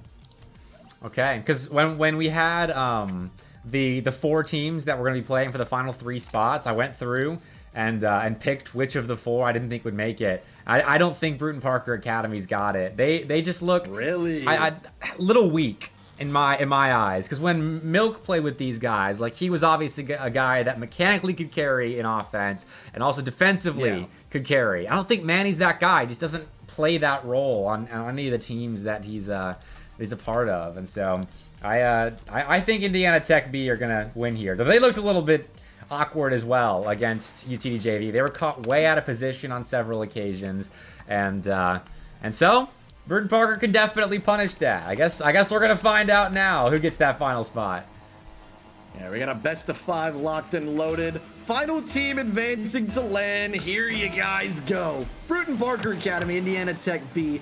Both of these squads have definitely left a lot to be desired, like we've said. Specifically tonight, but throughout the entirety of, I suppose, this week, right? Because we went Tuesday, Thursday, and then Tuesday. Yeah, kind of this season too. Like, they both picked up good wins against, and I'm kind of using a scope of that like rank 45 to 50 range to judge these squads. I think it's around where they are. And Bruton Parker Academy been losing a lot to teams in that range, like outside of the top 48 teams. And Indiana Tech B got some wins. They beat Shawnee State. They beat Bruton Parker Academy last time these two teams played, and it was a best of 3. They won 2-0. But still, they've got some losses against squads in that range too. I think James Madison is a team that both these teams have lost to, and so they're right around each other when in my mind when it comes to ranking. So now we get to see kind of who the better team is, with Indiana Tech B having a slight advantage like that previous series played. And the winner of this actually becomes the second school to have both of their teams at the Tri-City Slam, joining UTD after, truthfully, a calculated masterclass against Indy Tech B in that last series. I was catching a little bit of your stream while I was also casting mine, but man, UTD JV has looked great so far. Yeah, did you catch the part where we were discussing the travel logistics for UT Dallas? I did. I did. Strap them to the roof. Yeah, the flights, the roof of the car is definitely an option that Zora's gonna have to consider. But flights in from Dallas are expensive if you're going straight to Johnson City. So I think they might be piling into a van. We'll have old man Dalton, who's probably old enough to rent a vehicle, driving that one. But yeah, I mean, the Academy team's been showing up well, and so I'm glad to see multiple schools with a couple of teams representing. And look at that, Cloud wants it to be IIT. Yeah, speaking of showing up, Cloud is doing just that in the early minutes of this game 1. He's gotten a double tap. He also had a nice little freebie cleared up by some space from, I believe it was Feed. But Indiana Tech B currently, as you were saying, of course, never doubt Bepic. They very much look like the stronger side right now, and that might just continue. 4-1 in favor of Indy Tech. Yeah, their attack was never really the problem against UTD JV. They had a lot of awkward moments when on their goal line. I don't think they were structured really well, and really got caught out of position at the midfield line, which gave up open nets, when that was combined with just a good, solid hit into space or a well-timed demo. And UTD JV did that a lot to find goals that swung that series in their favor. Like, it was a close back and forth 3-0 or 3-1, whatever it was. I forget at this point, but those were the goals that really shaped it. So Indiana Tech, if they're solid in defense, I think this series is definitely theirs. And I was speaking to Reshiram a little bit before this final qualifier, actually. Reshiram, if anyone doesn't know, not the captain, pardon me, a player for Indiana Tech A. He was talking to Chippy a little bit beforehand, and he seemed outworldly confident. He knew that, especially if these guys were clicking, they could qualify. Oh, what a fake there from Feed. Manny, another huge save. Another one. Goodness gracious. This guy is doing somersaults to keep it out of his net. Okay, I'm going to take it back. Maybe Manny can't carry the defense on the goal line. That was an impressive solo stand to keep Bruton Parker Academy within 3, but, you know, it still is a manageable game considering the amount of time on the clock. Bruton Parker is, especially in that Kaiser series, had some fun comebacks. They came back down 3 with 2 minutes to go and then ended up losing that game in overtime. And speak of the devil, here they are. They also had a 5-minute overtime in game 2 versus Kaiser. That was, to put it lightly, the worst 5 minutes of Rocket League I've ever seen. You had multiple whiffs, Manny saved Kyler's own shot twice in 5 minutes. Fun fact. It was definitely going to be some clips floating around Twitter tomorrow trolling on Manny, but they're here now. They're still in this tournament, able to get one back, cut the lead in half, but there's still a lot more work to do. Oh, yeah. They've got time, but they still have to hold together in defense. And Manny's solo stand, I mean, you can't rely on that. I think Wish is a guy that you look at to if he can play a bit more consistently. The misreads I've been seeing out of him too consistently on the negative side of consistency have really been kind of costing Bruton Parker Academy some opportunities. But it's a pretty good shot. Of course, it's a double commit off the back line, but Kyle doesn't pick up that 100. And it's the consolation demo, but still, it's enough for Indiana Tech B to break away and kind of refuel those boost tanks. I think that corner was stolen by a Warrior there. The physicality in the past 15 seconds really ramping up. That's something that I'm fairly certain Indiana Tech's going to want to maintain throughout this best-of-5 series. We see it over on their A team with Velocity and Bluey, particularly being very aggressive on the opponent's backline. But now it's going to be Manny with a quick shot. Chippy, the captain of this B team, with a quick save, and here comes the counter. Feed looking for Cloud. These two have stepped it up this year. We knew that they were pretty good last semester. They had some nice results, but man, they really have showed up and showed out. Oh, it's such a good speed. Feed right in front, just knew exactly where that ball was going. Wish coming from the corner, couldn't make contact in time, and so Indiana Tech B are keeping their feet on the gas pedal right here. You don't want to slip up this close to LAN. I mean, for both of these teams, like I've gotten to watch both teams on LAN. At least Chippy play on LAN. Actually, I don't think I've seen Feed or Cloud play on LAN, but he was at Scenic City supporting the A team boys and played CRL quals on LAN on stage actually. Yep. And then of course we've definitely seen Bruton Parker Academy on LAN in different iterations of the team, but you know, they're all competitors, and showing up and being this close to qualifying for LAN just to fall short, like, odds are probably pretty good knowing the CRL scene that you get an invite anyway with a team dropping out. You know, we hope that isn't the case, but you're probably still in an okay position. But to be battling tonight just to end in defeat, especially when you get an extra life, like, that's going to sting players like this. Yeah, the loser of this series, I'm actually very glad that you mentioned that. The loser of this series does become the first team invited to the Tri-City Slam if someone drops. That was a decision made by myself and the other TOs. Shout out Jay, Shell, and Lee. But truth be told, it's deserved for either of these squads, regardless of who falls. Like you said, you hope to not have to be able to pull that one back, but if you do, man, there's some good caliber players.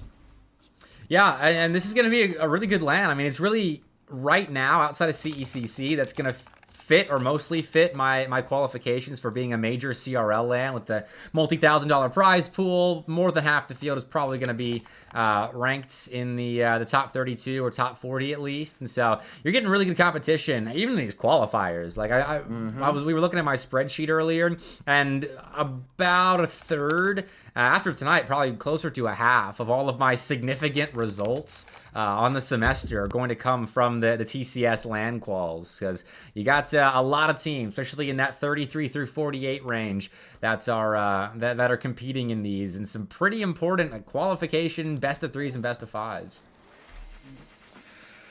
Yeah, I like the format of these qualifiers. Obviously, there are things that I will do different in hindsight next year, but this really did a good job of being able to give us some upsets, but also, I think, capture the skill level of most of these teams. Like Daytona State and UNC Charlotte bowing out early in the second qualifier. that I think was just some upsets. I would never have had that on my bingo card. Same with IU. I know they were playing with Devo a little bit, but that series against UTD JV, I'm 95% certain they did have Coda back for that series. So it was just a straight victory for UTD JV. Speaking of a straight victory, Cloud with a straight redirect in this blue net. He's just lurking around and able to find that angle. Great shot from him.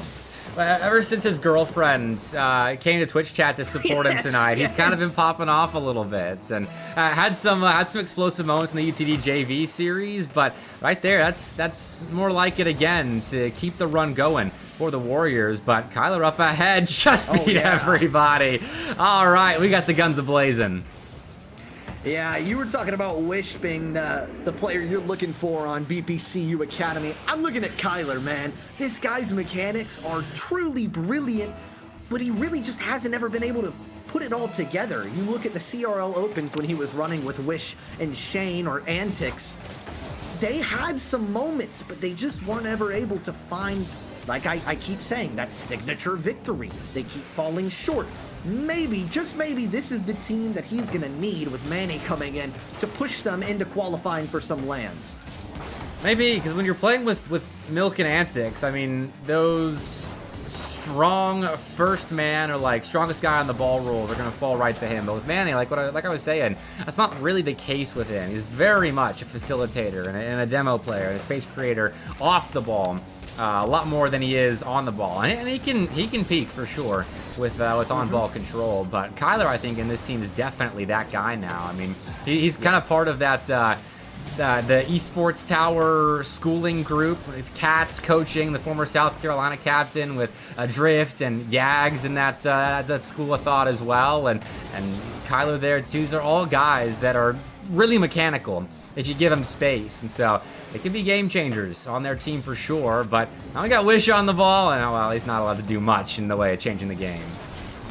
Yeah, I remember back at DreamHack Atlanta, I was talking with Kojo and I believe it was Cass, and we were talking about players that they were looking forward to seeing next semester, and Kyler was immediately the response that both of them had. They know, obviously they know the talent that he has. They recruited him. However, they've been waiting for him to be able to put it on full display, and especially Kojo believes that this might just be the best way for that to occur. However, they still have a thorn in their side, and that thorn is Indiana Tech, because Cloud pops up for that one rather quickly. Chippy, I did get a correction. Chippy is the captain of this B team. I'm not sure if I actually ever doubted that, but Chippy has been that main IGL, but he has played with the A team a little bit. I also know he is the sub for the A team if anything were to happen to Bluey, Reshi, or Velocity. But Feed, man, he's making a case for it with this defense right now.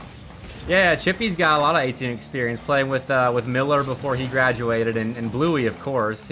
When the Europeans came in, he was just the guy, the odd man out, because I think. You know, when you're comparing him to Bluey is the guy that you would want on that team with his raw ability. But Chippy is still a solid player with good reps, both on LAN against good teams and online as well. So definitely the perfect guy to be leading this B team and as an A team sub as well. I think kind of your Melio type of player that can fill in when necessary, plays a solid enough game to be that A team sub. And we're seeing that right now as he's setting up Feed here to take the lead for Indiana Tech. I was about to say this lobby is full of players who are just waiting for their moments outside of maybe Manny and Feed. He specifically has told me that he is waiting for his moment. This is where he can find it. This is I'm not going to try and toot my own horn. This is a pretty large LAN going on next month. There is potentially a $3,500 prize pool. This is a big accomplishment if you are able to make it, but Kyler as well wants to stamp his name. I wish the setup guy now beats Feed over the top, and he also puts a little bit of pressure on Cloud, forces him to stay grounded for maybe a second longer, or have that in the back of his head that Wish could be Goomba stomping him. But either way, great shot from Kyler at the end of the play, and good setup initially from Wish, but Feed catching up to this ball, beats Manny on the goal line, and just like that, the Warriors are back in front. That's one that Manny's going to want to have back. It definitely is a tough read after the turn back, getting that 100 boost, but just overshoots it a little bit. Can't finally bend around, but Indiana Tech, no complaints there. 78 seconds remaining, and standing between them and match point. But the one that they're worried about right now seems to be Kyler. He's been a maniac so far in Game 2, and it doesn't look like he's done yet. A lot of boost and a reset, but not a lot of height on that cross-court air dribble from Kyler. Manny, again, makes a quick save. That would be his 6th of the series, just 2 games in. Get the head. Oh, Wish. I like the thought there. Thinking redirect or pass. Selects for the pass. That's the perfect decision. Sets up Manny for success. And I called him the facilitator earlier. Well, Wish facilitating for the facilitator. And there's not a whole lot of boost for them to work with. They really made the most of that play. I truthfully was not expecting that one to sneak past, but Manny knows better than I do. 48 seconds remaining. Again, we're equal, but Indiana Tech pressuring off the kickoff. It's controlled by Kyler. He's able to beat everyone, leaves it wide open for Wish, and he's had trouble with that crossbar all night, but not right here. This is the moment that he has finally snuck it under. Oh yeah, that would not have been the time for it either. A go-ahead goal with under a minute left in this sort of game too, where Bruton Parker Academy are walking on thin ice. That would have been a bad time for a high shot. So Wish keeps his composure, hits his shots, and now it's got to be Indiana Tech B feeling the burn just a little bit. But in offense, they're quick to find an opportunity to respond, but it is stopped and quickly turned away by the Barons. Wish going backboard, can't double. Instead invites Kyler into the play, though his shot a little bit low and right at Chippy. Almost all 3 members combining for the dagger in Game 2 for BPC, but the bumps and the demos are coming in large quantities. No one really wanting to go for this ball on Indiana Tech, and it allows Wish to find Manny for the, as I said, dagger. Chippy ended up turning into his own nets because of that last play, and there was no one in support to pounce on that challenge. So looks like Bruton Parker Academy will net themselves Game 2. Formality of a final 7 seconds, unless that kickoff did anything for the Warriors. But yeah, all right, we'll be tied up. We at least got 4 games in the TCS LAN tiebreaker. It's what you want, truthfully speaking. Yeah. I think both of us would love to see this go 5, but at least 4 is what we wanted. Feed with a nice game. Kyler and Wish stepping up as well. All 3 members of Bruton Parker Academy really pulling their weight here in Game 2. You kind of want to see a little bit more on the defensive side. You gave Feed too much space too often, and it resulted in some unnecessary goals, but sometimes a player is just going to beat you. Yeah, that's what Kyler kind of did. I mean, he had that 1v3 carry from his own box, and for Bruton Parker, I mean, that was the most potent I've really seen their offense. I haven't watched much of them tonight, but that was a really good attacking game. And now the question becomes, can you hit those peaks? Can you maintain that sort of consistency in offense? And I mean, they were hitting from all sides. Like the solo plays were working, the passing plays were working, demos were hitting. They were punishing defensive mistakes from Indiana Tech B. And if they can keep that up through Game 3, then I might start singing a different tune about my faith in them to qualify for this LAN. Absolutely. 5 minutes separating either of these teams, and, well, maybe 5 minutes. We could have free Rocket League, but separating either of these teams and match point, series point, and LAN point. As Wish, oh my, freebie. Another punishment. I mean, this is not great control from Cloud right here. Goes up too early. I guess he expected a sooner challenger, but Wish right there picked his window to attack perfectly. As soon as that ball was just a little bit out of control, away from the IIT player there, he pounced on it, stuffed it in. So Cloud will try and make up for things with a bit of control off kickoff, and Indiana Tech have this ball out in front of the Bruton Parker net, but Kyler with no boost in hands, won't do much. It's 1-1. Yeah, you love the defensive effort there from BPC. Kyler, great touch there, truly. Manny just overjumps that ball, and Cloud gets his get back. 1-1. We've seen a lot of really high-scoring games in the lower bracket of this 3rd qualifier, and this series seems to be more of the same. Yeah, that's what happens when you have a long bracket like this one. You got scrappy teams that know how to put together good offensive plays, but maybe not how to constantly outdo their opponent in defense. That's a bit more of a rarity here. When you're looking at the on-ball talent across the board and just like the middle of the pack in CRL these days, which is kind of where these two teams are. But 1-1, minute in. Going back and forth is not the end of the world for either side. They've shown they can battle back. I think specifically Indiana Tech, but honestly both of these teams will be pretty happy with this situation right now. You're still tied 1-1, not really fighting on your last life quite yet, but you might be with Wish getting the reset. He's unable to slither it past 2, but as I was saying, both of these guys, there's still a lot of series left to be played, but not if Manny LR is going to be able to split the wickets of the final 2. He does find this second goal. You gotta wonder what happened here on the defensive line. Feed just misread it. I don't know if he got caught between that the ball was bouncing off the crossbar or if it was just going to go off the backboard normally, but he didn't go up when he was supposed to. Like, that was a well-layered defense. Chippy going off the ceiling, forcing the play low, and then Feed on the goal line, taking the challenge once the attacker was separated from the ball, but he never took the challenge, and Manny will punish that. And again, that's kind of how UTD scored a lot of goals. It's how Burton Parker Academy are now taking control of this series. They're punishing bad defensive lapses on the Warriors' part. So Feed tries to make up for it, but it's stopped by Kyler, and the Barons are really gaining footing in this set.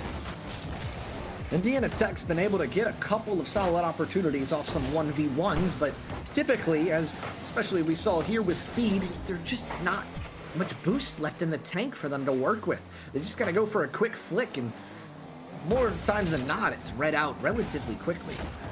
But now, Chippy's still trying to make something work in that corner, but Manny LR is just too big. Now it's Wish, has a lot of space, has to go over one. No double allotted to him, but Kyler takes over once more. First touch is poor, has to get back to it, so Cloud can't get the boom. As we cross that halfway mark, still BPCU, but now it's Feed. Just Wish have the read. What a save there from him. He's been questionable in defense, but makes up for it with that one. Might be a little bit susceptible, Indiana Tech B. They didn't have that nice challenge to midfield line. They were low on boost for a second, lost a player, but did well to at least keep the fight for possession alive after their attack didn't pan out. It was a good stop by Bruton Parker, and they continue to maintain this lead. Manny up front. Fine time for Kyler and Wish on the back line. Wish is just exhausted. A lot of boost that he will quickly get back there in the corner. Manny back in the fray, challenged by Cloud. No all pop center for Indiana Tech, but it's Cloud that ends up going after it, forcing a double commit off the back line of Bruton Parker. That net is open. Cloud will strike perfectly. They worked hard for that opening, and we're going to squander that chance. And he's had a great series. Good on him for being able to sneak this one underneath the crossbar. Wish had an opportunity there, but, you know, that's a hard read. Being able to read it going down off the crossbar, it's not something you're going to be able to do more times than not. And maybe off this kickoff we could find one more, but the bump on Chippy removes that opportunity. Cloud keeps it around, trying to feed the man himself. Feed. What? No connection there for them. 80 seconds left on this clock. Again, it's still tied up. This is how these things go. You got to play between thin margins sometimes. It's kind of who has a bit of gas left in the tank, and right now it's all about just forcing the ball through. If it doesn't work the first time around, then hopefully that first chance spread the defense thin. This time it did exactly that. Sometimes it's the second, third, fourth chance that Indiana Tech need to score, but they get the job done there, and they've got to leave with a minute left. Oh, but maybe not for long. Wish on the flick. Chippy. Quick reaction on that backline defense. Wish pokes it away from Feed, though. Free ball for whoever wants to take it. Kyler now off this corner. Does he have the reach? Sure does. Not on target. Manny can't find it either. Tries to keep it around. A nice bump there. Wish quick shot behind Cloud. And again, 3-3. Oh, Chippy, no boost, and Feed stuck on the goal line. He starts to leak out, but it puts him in the crosshairs of Manny's Fennec. He gets blasted off the goal line, and that's Manny's MO right there. Physical play on the goal line. Final minute now, and we might have an overtime peeking its head over the horizons. Although that might be on target. Is it too high? Just too high. The rebound, though, just under the crossbar. Bruton Parker Academy have got their late lead. Now they have to protect it. This is a class series here, and it's a class read from Kyler. Chippy just can't stretch it. A little bit too far from that ball with 34 seconds to go. It's not do or die for Indiana Tech B, but it feels ever so close. Manny on the high pop, able to beat Cloud, but now here comes Feed. Flick, looking for Chippy off that sidewall. Quick shot, Kyler, quick save. Feed was hunting him on the way down. However, Manny now over 1, tries to go over 2. The 50 is beautiful, and Feed has to start all over again. They've got to go the length of the court. There's 1 beat, there's 2 beat. No boost on the side of Bruton Parker besides Manny. Kyler able to scoop some on his way back, but with 7 seconds isn't going to be enough. Chippy can't beat anyone. Manny has to make a touch here. He ends up just getting the bump, and the ball falls. Bruton Parker Academy, 1 win away from the Tri-City Slam. Oh, composed defense there. Manny using good speed to interrupt what could have been a center ball that sends us to overtime. But look at how close this set is. 13 shots for Bruton Parker, putting 4 of them in. I can't remember the last time I watched a game that had fewer than 4 goals for the winning team's side. And yeah, Tech B not too far off, but yeah, what a back and forth we had right there. It felt like the last team to make a play was going to be the team that wins. Though you think back to those defensive errors on the Indiana Tech B side. That's how Bruton Parker got half their goals in this game. And when you're winning by 1, that's significant.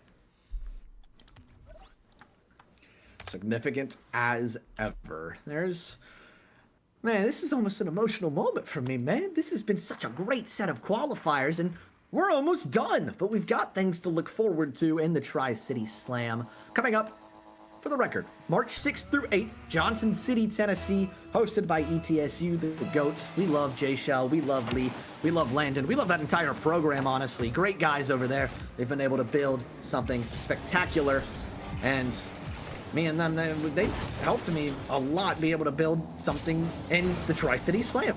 This has been a fantastic opportunity and a fantastic viewing experience for me, at least. I hope it's been the same for all of you at home. Let's have a little bit more fun, shall we, Bepic?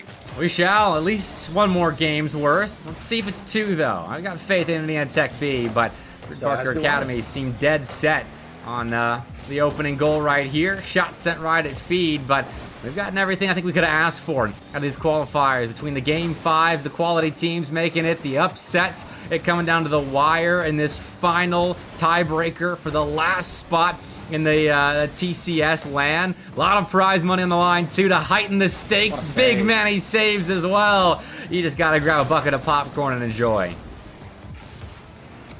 And it's significant, I believe, as both of these teams ended up getting swept in the winners qualifier matchup against the top 2 seeds, BPC falling to Oklahoma Christian and Indiana Tech B falling to Fisher. 2 losses that no one's really going to shun you about, but man, it's ever so important now that you're able to seize victory here. Kyler now, a lot of space. In fact, never mind, he gets bumped off the play before it can even begin. Manny, though, oh my goodness, that ball somehow sneaks its way center, but it's kept in. Wish, oh my gracious, on the double!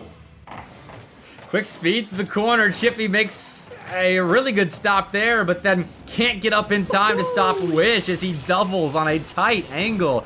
Putting that ball far side, and that's what I'm talking about from Wish. That is the Wish that can elevate Bruton Parker Academy's level and potentially, in this instance, send him to LAN. Yeah, that is your X factor. I can't blame you now, man. He has been showing up on the defensive half in the final moments of Game 3, and that's probably the biggest goal he's had all qualifier long. He's had a couple as well. Give him his credit, but man, that one's got to feel good for Bruton Parker Academy as Manny, that save, got to feel good as well, being able to chase that one down off the back wall. Another demo. Manny's been taken out, taste of his own medicine, and that put Wish in a spot where he decided to commit aggressively, and I think if Cloud had a better touch over his head, we could be talking about a tie ball game. Instead, though, it's a possession battle. Feed not a whole lot of boost, so we'll cut the ball back inside, not taking it up the sidewall. So we'll play 50 after 50, but that's the second challenge that ends up going against Indiana Tech as Bruton Parker are allowed to clear the return to sender from the IIT side. It's Cloud able to keep it in. Feed maybe down, looking for Chippy. Oh, it was almost a beautiful three-man passing play, but they've still kept it in. Limited boost though from Feed and Cloud, both of them directly at 0. Only pads being able to be afforded to them. Manny stealing the 100 boost as well in that back right corner. Might spell disaster, but Cloud able to put a hand up and Chippy cuts. Here comes Indiana Tech though on the transition. It's a mad dash for the ball and a mad dash for the corner boost, which Kyler is able to win both. Now on the center, Feed looking for someone, but that ball's on target. Who's back in time? It's Cloud, able to soar his way back. Now on the Musty, over Kyler. But Manny though, he's so patient on that back wall. He's not shaken by the stakes here. He's poised and in control of this game 4. He missed the 100 boost initially, so it took some time to get back, but he does get back. Plays the ball upwards, wins a 50 against Chippy, and so Bruton Parker Academy have wrestled some control of the ball out of Indiana Tech B to convert it into a second goal, which could very well put them on the fast track to qualifying for LAN, though with 80 seconds left, they could already be on it. Indiana Tech B, another concession here, could spell their doom when it comes to qualifying for the Tri-City Slam. Outlet pass to Wish is intercepted by Chippy. Running ahead. He steals that 100 boost in the Bruton Parker Academy corner. Just to slow the play down as well to get his teammates back involved. Which ends up flipping the ball away from Feed and rotating back with him. A little bit too aggressive from the Warriors, and they nearly pay dearly for it. Yeah, you saw it there. Double commit from Indiana Tech B. As you said, almost spilled disaster, but we're still good now. 40 seconds left. Kyler able to get that under 1. Chippy with a quick save keeps us around with 30 seconds to go. That 50 favors Manny on the pre-flip. Does he sink it? No! Bar down and out! Would have been a cinematic ender to this wonderful tie-break series, but Chippy gives Indiana Tech more life. Cloud looking, Chippy back up. Kyler has to make a save. He can. Cloud gonna attempt to keep this in, but with limited boost, how much can he really do? Manny can't get it past Chippy, and with 10 seconds left, the bump, the net's empty. Kyler, maybe one more set of heroics for Bruton Parker Academy. But with 1 second left, it's Chippy, Cloud, no boost. Manny looking to kill. Both of them just waiting patiently, but it's not gonna happen. Bruton Parker Academy send us home in style. 3-1 the final in the Tri-City Slam tiebreak, and BPC gets both their fellas at LAN. Good for them. Those Bruton Parker boys are fun to watch at LAN. I mean, both on the A side and the B side. Even on the admin side, they get loud. And I'm glad to see them heading up to Johnson City. Some Georgia representation from Bruton Parker here. And for Indiana Tech, so close to having both of their rosters there, but they just fall short, fell a little bit flat at the very end of this qualifier. But we could see them there. Who knows when it comes to CRL LANs and the teams that qualify and actually end up going. But good runs from both teams to have the gas in the tank to go this deep into a bracket and still be going back and forth constantly, making plays, trying to outdo your opponent. Says a lot about the squads that aren't even ranked in the top 48. That's just how bad, how bad they want it, how passionate they are about the game. And I will go ahead and at least drop the ETSU Esports Twitter and my chat, as anyone in chat should go ahead and follow them over there. That is going to be where you learn a lot of information about this upcoming LAN, March 6th, as I have already said. We are less than a month away. That is absolutely crazy to hear, in my opinion. We've built up so much to this, and we're done. We're done with the qualifiers. We just gotta prepare, and we gotta get excited. Looking real quick at the bracket one more time. I want to shout out the 6 teams that qualify one more time. Oklahoma Christian, Fisher, the 1 and 2 seed, Daytona State, the 4 seed, CSUN, the 6 seed, Northern Illinois, the 19 seed, UTD JV, I believe, what was it, the 8 seed, I want to say? No, the 12 seed, way off. And then Bruton Parker Academy, the 9 seed. Yeah, so we got a good mix. Good mix of top-ranked teams, middle-ranked teams, bottom-ranked teams, unranked teams going to be at TCS. That's what I want in a LAN, to see if we kind of get the results to follow those tiers of play, or if someone's able to move up in the hierarchy on LAN, because that's the most raw form of Rocket League. You get no ping, everyone's in the same environment, everyone's waking up at the same time. That's where Rocket League is its most pure. So Nutty, dude, thanks for TOing and casting. I mean, on double duty tonight. Man. Yeah, it's been fun. It's been a lot of work, but hey, I want to give a big shout out real quick to all my folks who have stepped up and casted any and all of these qualifiers. Big shout out to you, obviously, Bepic, the man himself, just truthfully carrying the scene and these qualifiers. Big shout out to K4 McMaster, my duo. I love that guy. Also, big shout out to Etch-a-Sketch over with Next to New. He's been, coming onto the scene. He's been having some great series to to cast, actually. He's been having a grand time over there. And shout out, Nut, I just pulled your face up, so you're dominating my stream as well. Oh, nice. Hey. Let's go, man. All right. Well, I'm gonna dip out, Nutty. Pleasure casting with you, my man. And I'll see you maybe on LAN. We'll see. Yes, sir. See you then. Bye, Bepic. All right. Love that, dude. Great TO. Hire him for your events if you're putting qualifiers and LANs together like this. ETS, you made a great choice. But yeah, it does do it for my coverage of the Tri-City Slam Qual. Adrift, it's TBD. Very much TBD right now. But I'll announce it when it's certain, yes or no. But I gotta go to bed. I got work in the morning. So I'm gonna raid someone. Don't know who yet. Let me see who all's live at the moment. Got a lot of schools that are live right now, but no one's actually doing Rocket League. Okay, let's go support the NECC. They're doing Marvel Rivals if you're into that. So go support the NECC. Go support Collegiate Esports. Yes, Thursday podcast, Collegiate exclusive podcast, 5 Eastern time on Thursday, live streaming here. We're also on Spotify, also on YouTube. I'm streaming NECC matches tomorrow, starting at 7 Eastern time. So I'll see you all there, all right? Have a great night. Peace out.